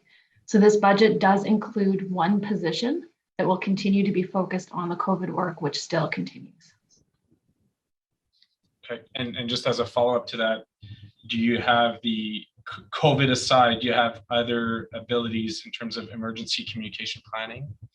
I'm thinking of floods, but obviously we've had others, major power outages and so on. Yes, that is part of our regular business that we do maintain year to year, so yes. Okay, thank you for that. And then Valerie, I believe that's in your group as well, on page 31, Service Ottawa. Just a little bit of an understanding of 311 and some of the progress, technology progress we're seeing there, and then understanding of our ability to respond to increase in outreach. So we keep getting some concerns about response times, and I appreciate every time your team follows up and provides context, but more holistically, what are we doing at 311 to respond in a timely manner to residents? Thank you for the question. And there's no doubt that over the last year, there was an extraordinary stress on 311 with the changing provincial regulations with respect to COVID. They lent a hand with respect to the online booking for COVID vaccines, et cetera.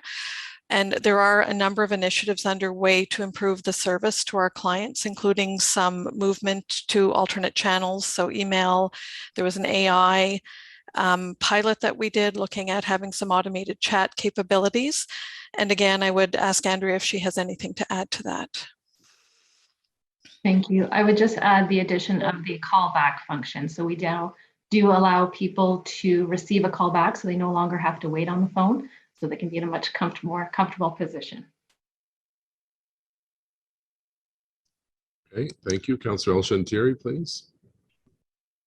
Thank you, Mr. Mayor. And my question is on the legal requirement to increase by 200. And by all means, my question is that going to be enough? Because I'm pretty sure I'm not the only council received call from builder, from renovation, from folks looking for the legal agreement. And obviously it was a staffing issue. And I'm not sure if Mr. White in a position to answer this, but I see we're looking for 3 additional FTEs, but would increase only by 262,000. Is that number for real? Is this going to be able to help with the lockdown on this item? I don't know if Mr. White, I'm looking to see if he's on the screen, but I don't. Mr. White? Mr. Mayor. In response to Councillor El-Shantieri's question, the 3 positions that are identified in the budget are actually those that were approved recently with respect to the anticipated expansion of the red light camera project, and those are essentially to support the prosecutions that will flow from the increased charge volume. And of course, those are offset by the revenue. With respect to the essentially the development approvals in that area, there have been there's some temporary funding that was made available. We have faced, as you may know, some kind of temporary staffing challenges, but I don't anticipate that will continue off into the future. Of course, we're always looking at kind of mitigating the timelines that go with respect to the review of development agreements and things like that, obviously in partnership with the group in Pide. So I think, that's something that we do track. We are tracking, frankly, better now. And certainly if we see that the staffing that we have is not sufficient, because as you know, we have seen increased numbers of development applications over the last couple of years.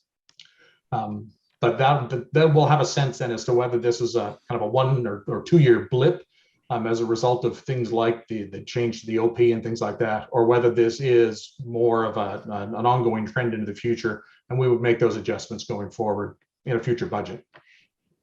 Mayor, if I may assist Mr. White, in the planning committee budget, there was additional resourcing for legal clerks to support the development application. So that addresses, it's actually not in the FEDCO budget. It was approved in the planning committee budget.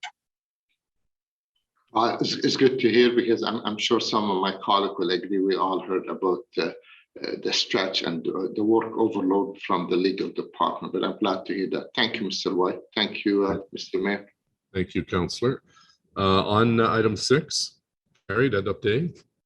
Item 7, Finance Services Department Budget, Chief Financial Officer, Treasurer and Business Support Services Operating Resources, page 37. B, that was A. B, Revenue Services as follow. User fees, pages 40-41. Operating Resource Requirement, page 39. Corporate Finance Operating Resource Requirement, page 43. And Payroll, Pensions and Benefit Service Operating Resource Requirement, page 45. Est-ce qu'il y a des questions, des commentaires sur le numéro 7? Any questions on the motion? Carried. Carried. Item 8, non-departmental operating resource requirement, pages 48 to 51. Carried. Councillor Fleury on non-departmental. Mr. Mayor, I'm going off my notes here, so apologize, but I have on page 48 segment of reserve accounts, and I'm just looking for clarity for one of the items. So the gas tax reserve, and just wanted to understand if those funds either through policy were committed to, or if we have obligations for that reserve account. Just looking for clarification there. So, Councillor, I think you're referring to the gas tax receipts, which is the revenue on page 48 of the FIDCO budget. So a good portion of those receipts are applicable and applied to transit tax, and Council has made successive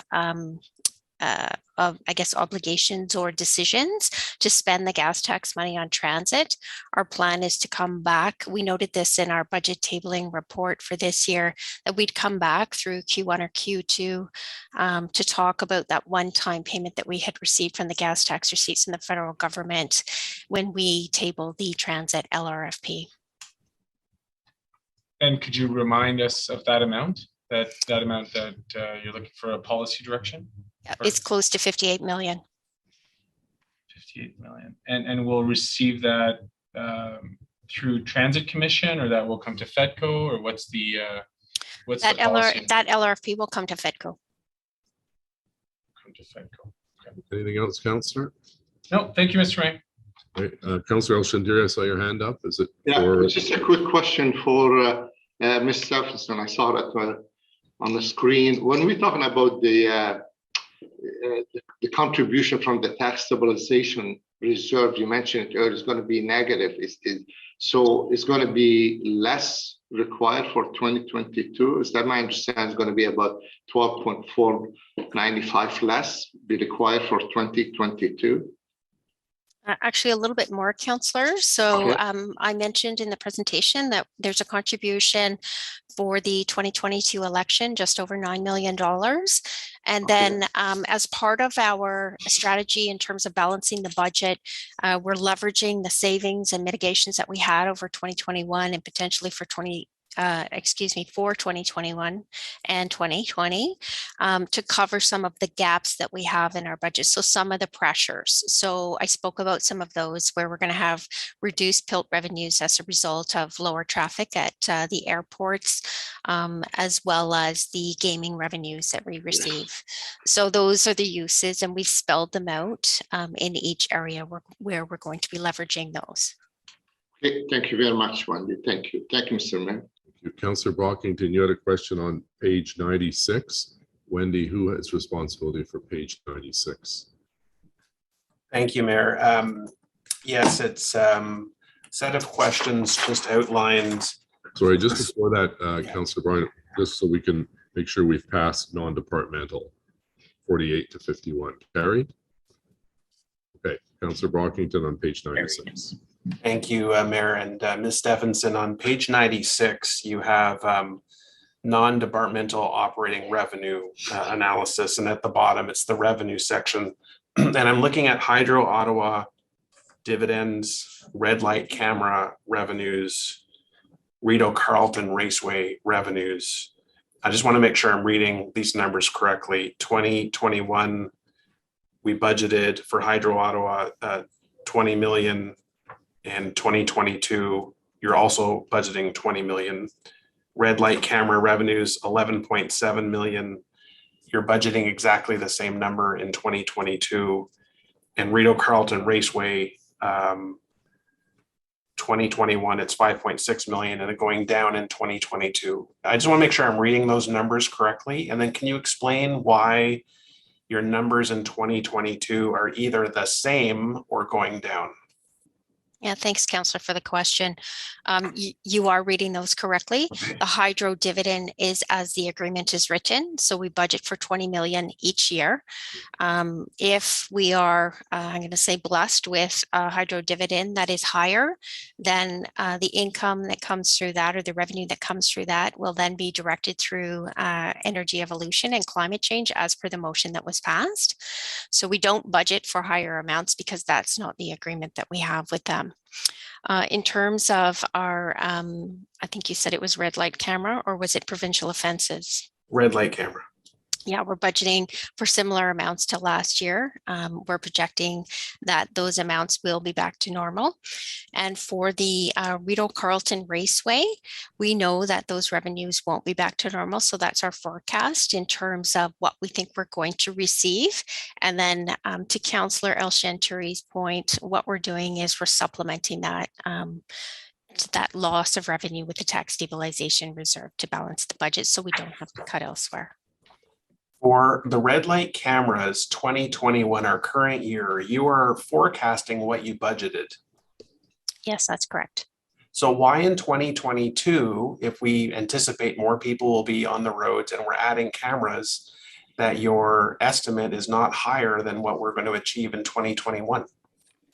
This is based on our consultations with staff and their team in their review of what's happening out on the streets and the red light cameras. So this is the best estimate that we have at this time, Councillor. We're not estimating that that number is going to be bigger. Even though we are expecting to get 11.7 million in 2021. That's correct. Okay, fair enough. All right, thank you for that. Thank you, Mayor. I think there's also, Ms. Stephenson, an increase in capital costs as well, because we have to buy all of the extra cameras and so on. Is that? Yeah, there's operating costs and capital costs associated with that, Mr. Mayor. The same thing with the ASC cameras as well. But it's a net benefit to the city. Yeah, exactly. Thank you. Okay, thank you. Item 9, Finance and Economic Development Committee capital budget. Page 52, individual projects listed on pages 103 to 108. Carried? Carried. So on the DUDAS, the motion in its entirety, carried? Carried. Sir Fleury, did you have another? Sorry, did I miss you on item 9? No, Mr. Mayor, I'm sure the roadmap was helpful, but there are attached documents to the FEDCO segment, the reserve document, to draft capital summaries and the fleet that I had some questions for. So I'm sorry, I was trying to be as tight as I could with my questions, but I'm not sure that those areas were covered. Go ahead. The floor is yours. Okay. So Wendy, just on the document, reserve document to 2022 draft capital summaries, I just want to understand page 6. So we're at just under 3 billion of debt, of which our principal payment and interest combined is at 240 million. I know there's some provincial requirement on the total percentage, and I'm looking for additional clarity on what would our percentage be at right now in terms of that compliance. Thanks, Councillor. The provincial debt repayment limit is set at 25%. When we did the tabling of the budget, we talked about what the tax-supported debt would be as well as the rate-supported debt. And I believe tax-supported is at 4.5%. And I'm just going to ask Isabel if she can correct me if I'm wrong. No, that's correct. And combined, it's about 5%. It's rate and tax is 5% as compared to the 25%. Thank you. Okay, that's helpful. And so on the fleet report, I guess I have a few questions. So very, very helpful charts that were provided in the document, but one that's missing, and I think would start to be very helpful in committee and council understanding a bit better when the investment is ripe, is in relations to the total cost for the life of the vehicle. And I wonder if we have that chart specifically for in the fleet for light vehicles, which we own, I guess by the chart here, 933. 933 light vehicles. So do we keep track of the total cost for the life of the vehicle?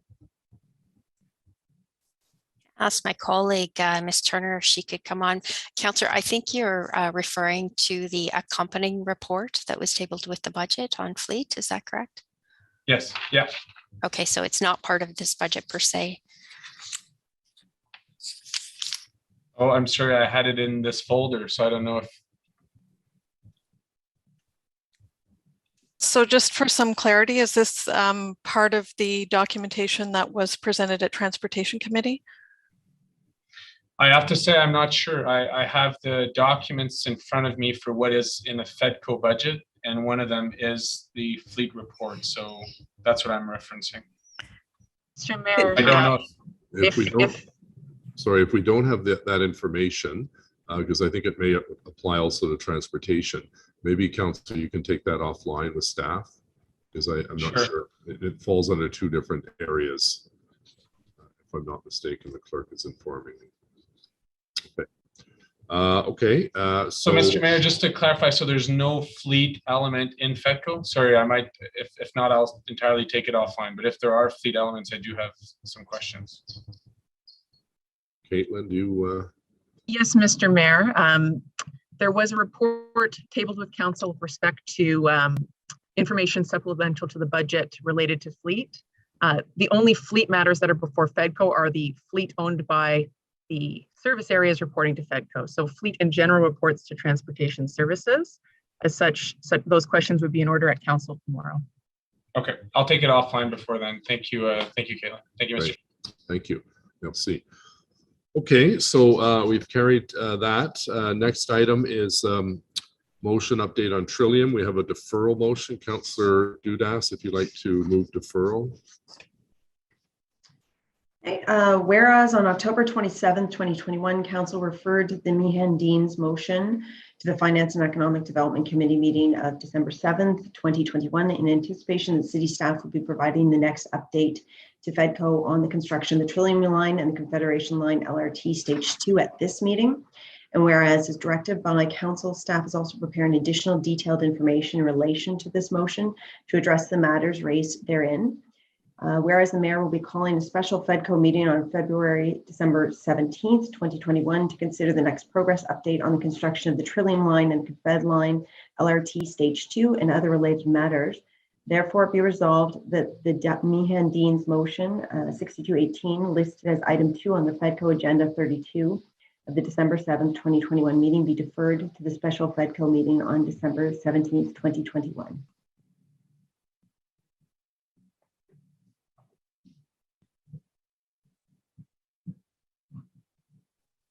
You're on mute, Mr. Mayor. Councillor Menard on deferral, please. Thanks very much, Mayor. Just a question to yourself or staff. Are transit commissioners, is transit commission allowed to be part of this, voting members of this meeting, given that there's a fairly large transit item going there as well? No, it's actually a FEDCO meeting. Every member of council, of course, is invited.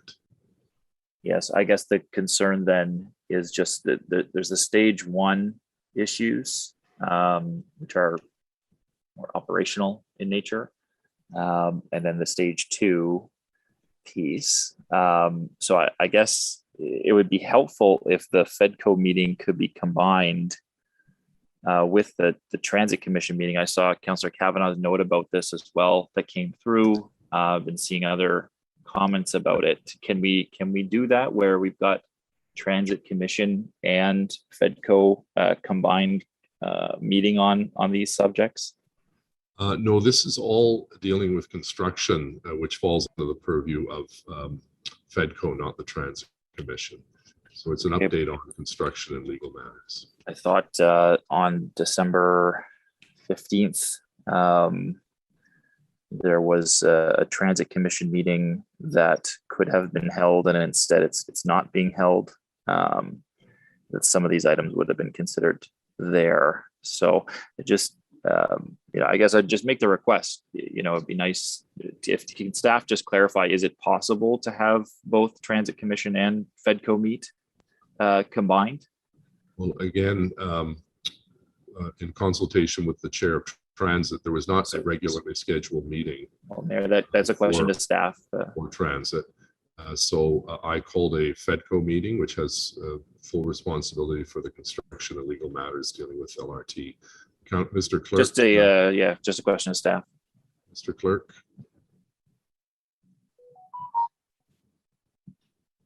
Mr. Mayor, again, once I'm in the position, you've already made your ruling with regards to this. I believe you have explained yourself that it is largely a FEDCO matter or matters under their jurisdiction for that meeting. Okay, and Mr. Clerk, can FEDCO and Transit Commission meet together? Should we choose to do that? If the two committee chairs believe that there is a concurrent jurisdiction over a particular matter and they decide to do so, yes. Okay. I just encourage FEDCO members to. I think Councillor Menard, just to be clear, all members of council are invited to attend the meeting and to speak at the meeting. And all I can say is I hope every member of council comes to the meeting. Councillor Kavanaugh? Yeah, there's no vote there, and the Transit Commission obviously has commissioners as well, right? So yeah, and they would not be permitted, according to Mr. White and Mr. O'Connor, to participate in camera sessions. Can you confirm that, Mr. O'Connor? Mr. White?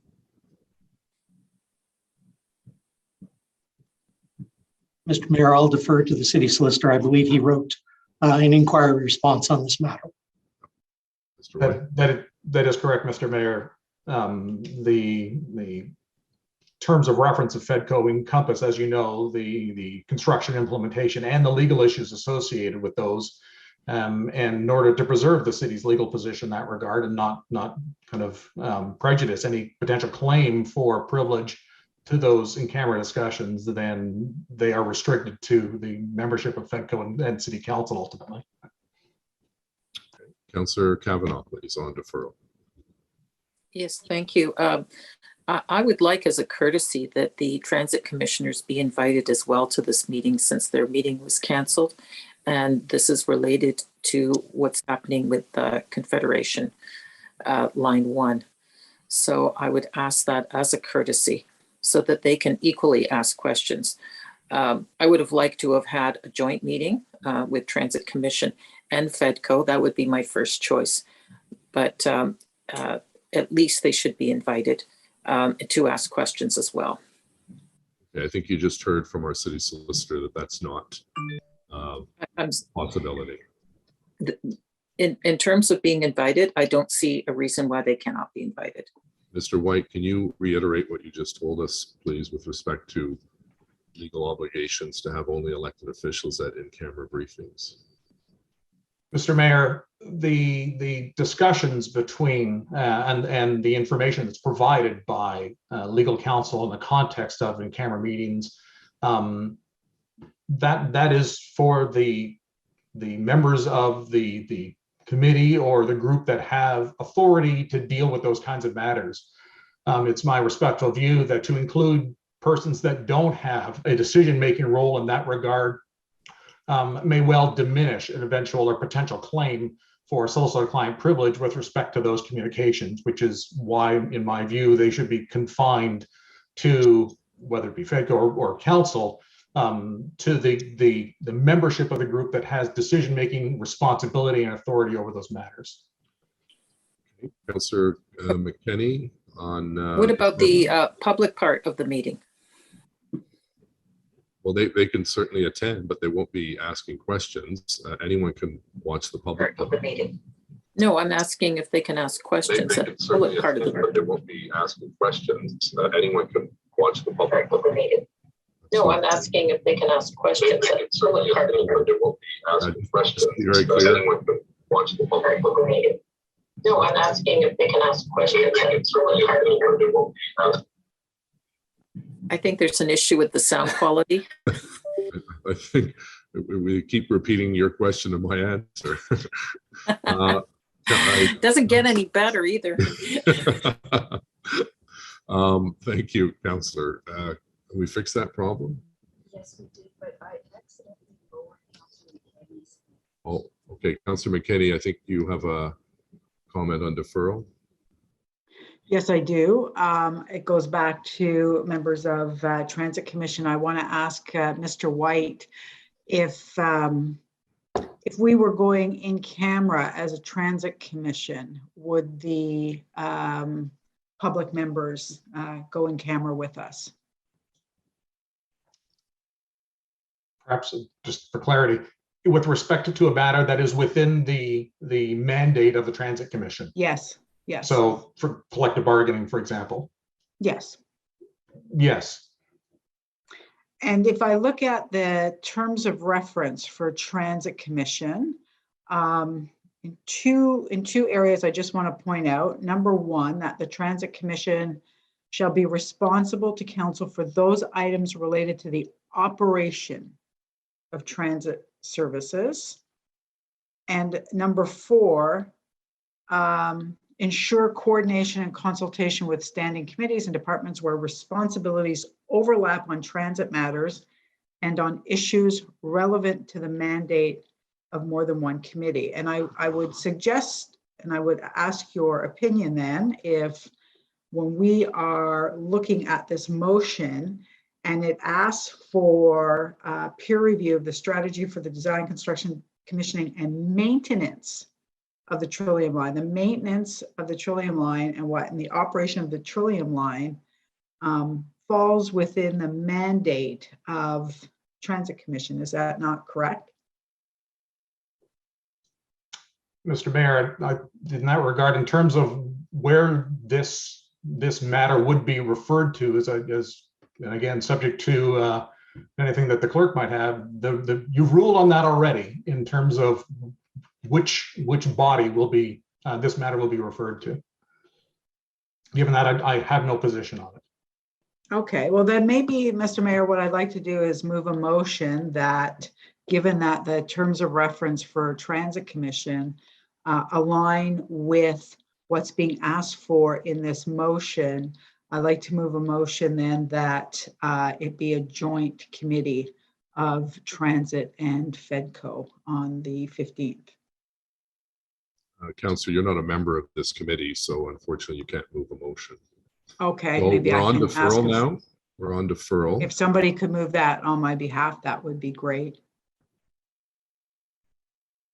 Or I guess I could move it tomorrow at council, either way. But It's always an option. All right. Anyone else on Okay. deferral on the DUDAS motion? you don't know that I wasn't finished. You have to ask me. Is that it? Well, we're dealing with deferral, and Mhm. I thought you had finished, but if you want to. No, I just had, I did have one last question, Mr. Mayor, and that is if you agree that the terms of reference also relate to the operation and the maintenance of the Trillium line. I concur with what the city solicitor indicated, and the purview for the construction and legal items involving construction fall under the purview of FEDCO, and that was a decision made unanimously by council several years ago. Okay, anything else on deferral, Councillor?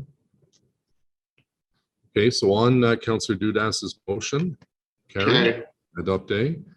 Item 3 is Finance Services Department, Direction Générale des Services Finances, report on the 2022 budget expenses pursuant to Ontario Regulation 284-09. Carried. Bureau du Greffier Municipal status update, Finance and Economic Development Committee inquiries and motions for the period pending November 26, 2021. That the Finance and Economic Development Committee received this report for information. Received? Received. Mandat 2019-2021 du comité de consultatif sur des services en français. Carried? Received, rather? Adopté? Planning, Infrastructure and Economic Development Services, Service de planification de l'infrastructure et de développement économique. Item 6, 2020 Business Improvement Area and Spark Street Mall Authority annual reports and audited financial statements. I recommend that council receive the 2020 Business Improvement Area annual reports and audited statements. Received? Received. Notice the motion for consideration at subsequent meeting. Any inquiries, Madam Clerk? No, Mr. Mayor. Other business and adjournment. Carried? Adopted? Meeting adjourned. Take care. Thank you very much. Merci beaucoup.